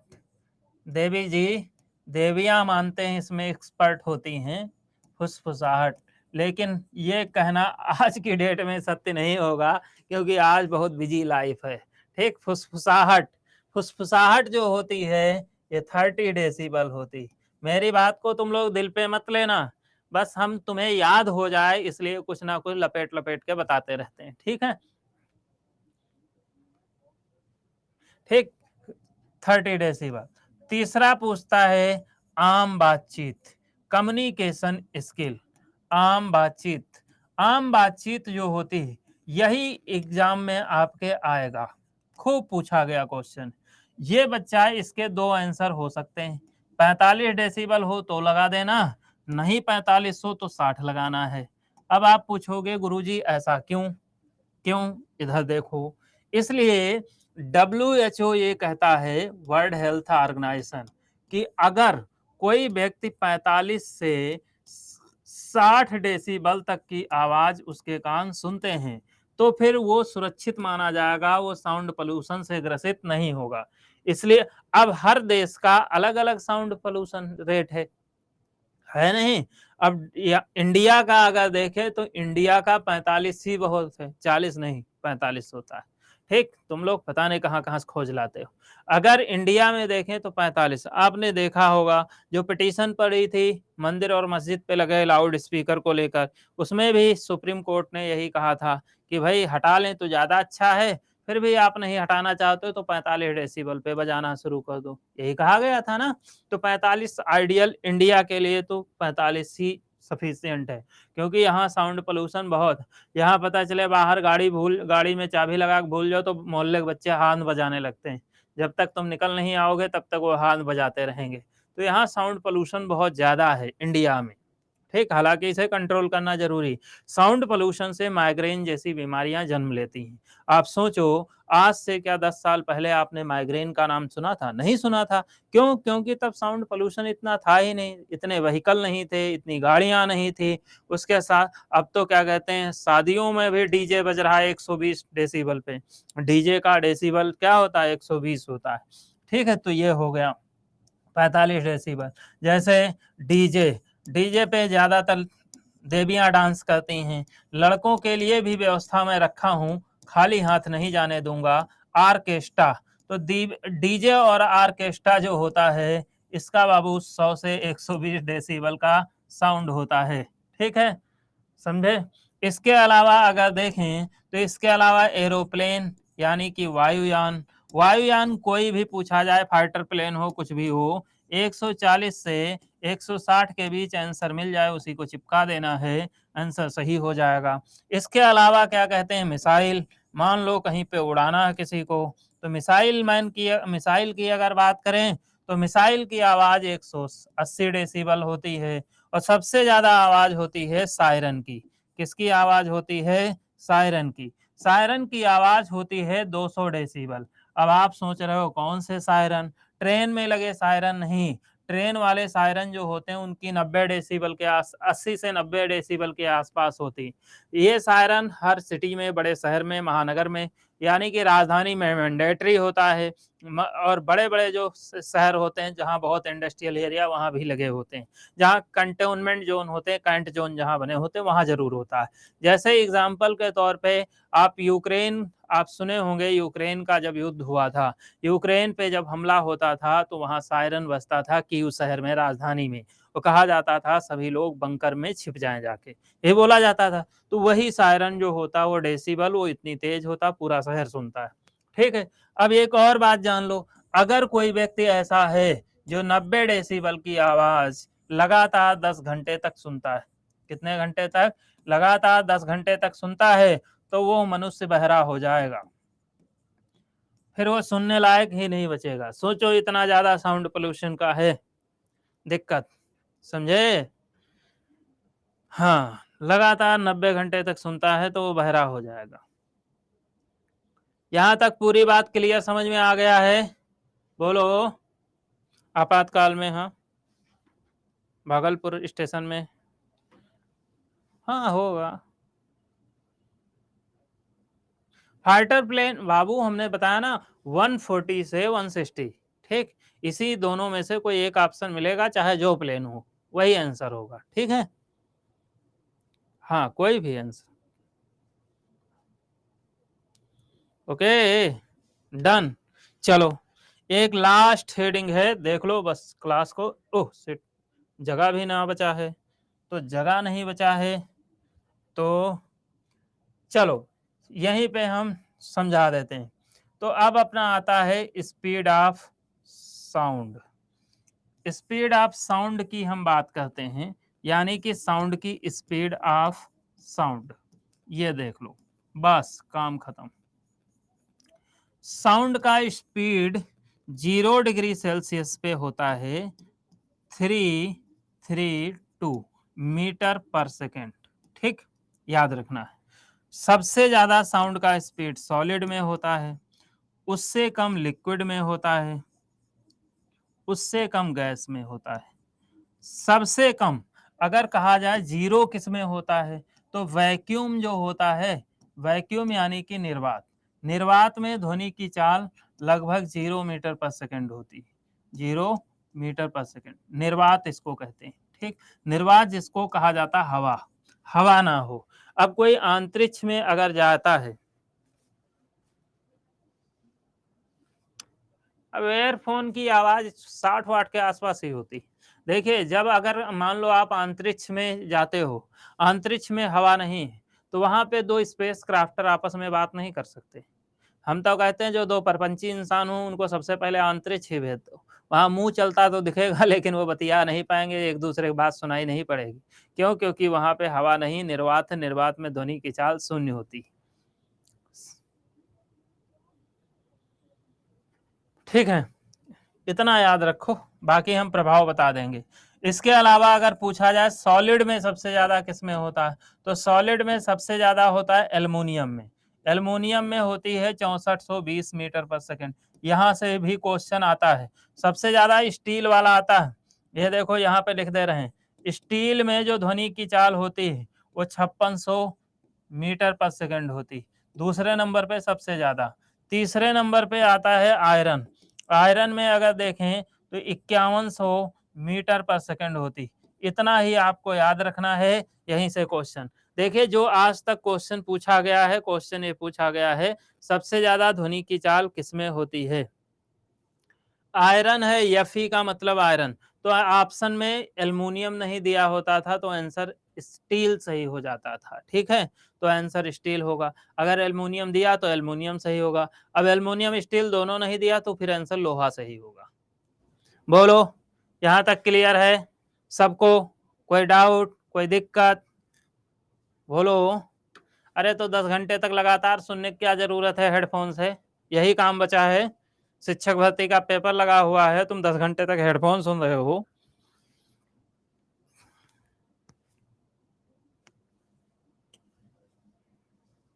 क्लास भाई आप ज्यादा से ज्यादा 4 घंटे, 5 घंटे, 6 घंटे देखते होंगे। कोई दिक्कत? नो दिक्कत। तो सब लोग एक बार बोलो गुड परफॉर्मेंस, और अब चलते हैं यहीं से क्लास खत्म करते हैं। Good performance, hashtag good performance. सब लोग वाईटी पे 3 बजे टीचिंग के लिए ही क्लास कराते हैं। वाईटी पे पीवाईक्यूज लेते हैं, आप लोग जरूर पीवाईक्यूज में आइए। आपका मैं गारंटी लिया हूं तो पेपर में पास कराऊंगा। क्वेश्चन साइंस से आपको फिर इश्यू नहीं आएगा, बाकी कुछ भी हो जाए। समझ रहे हो? ये मेरी गारंटी, जो मैं पढ़ा रहा हूं उसकी गारंटी मैं ले रहा हूं।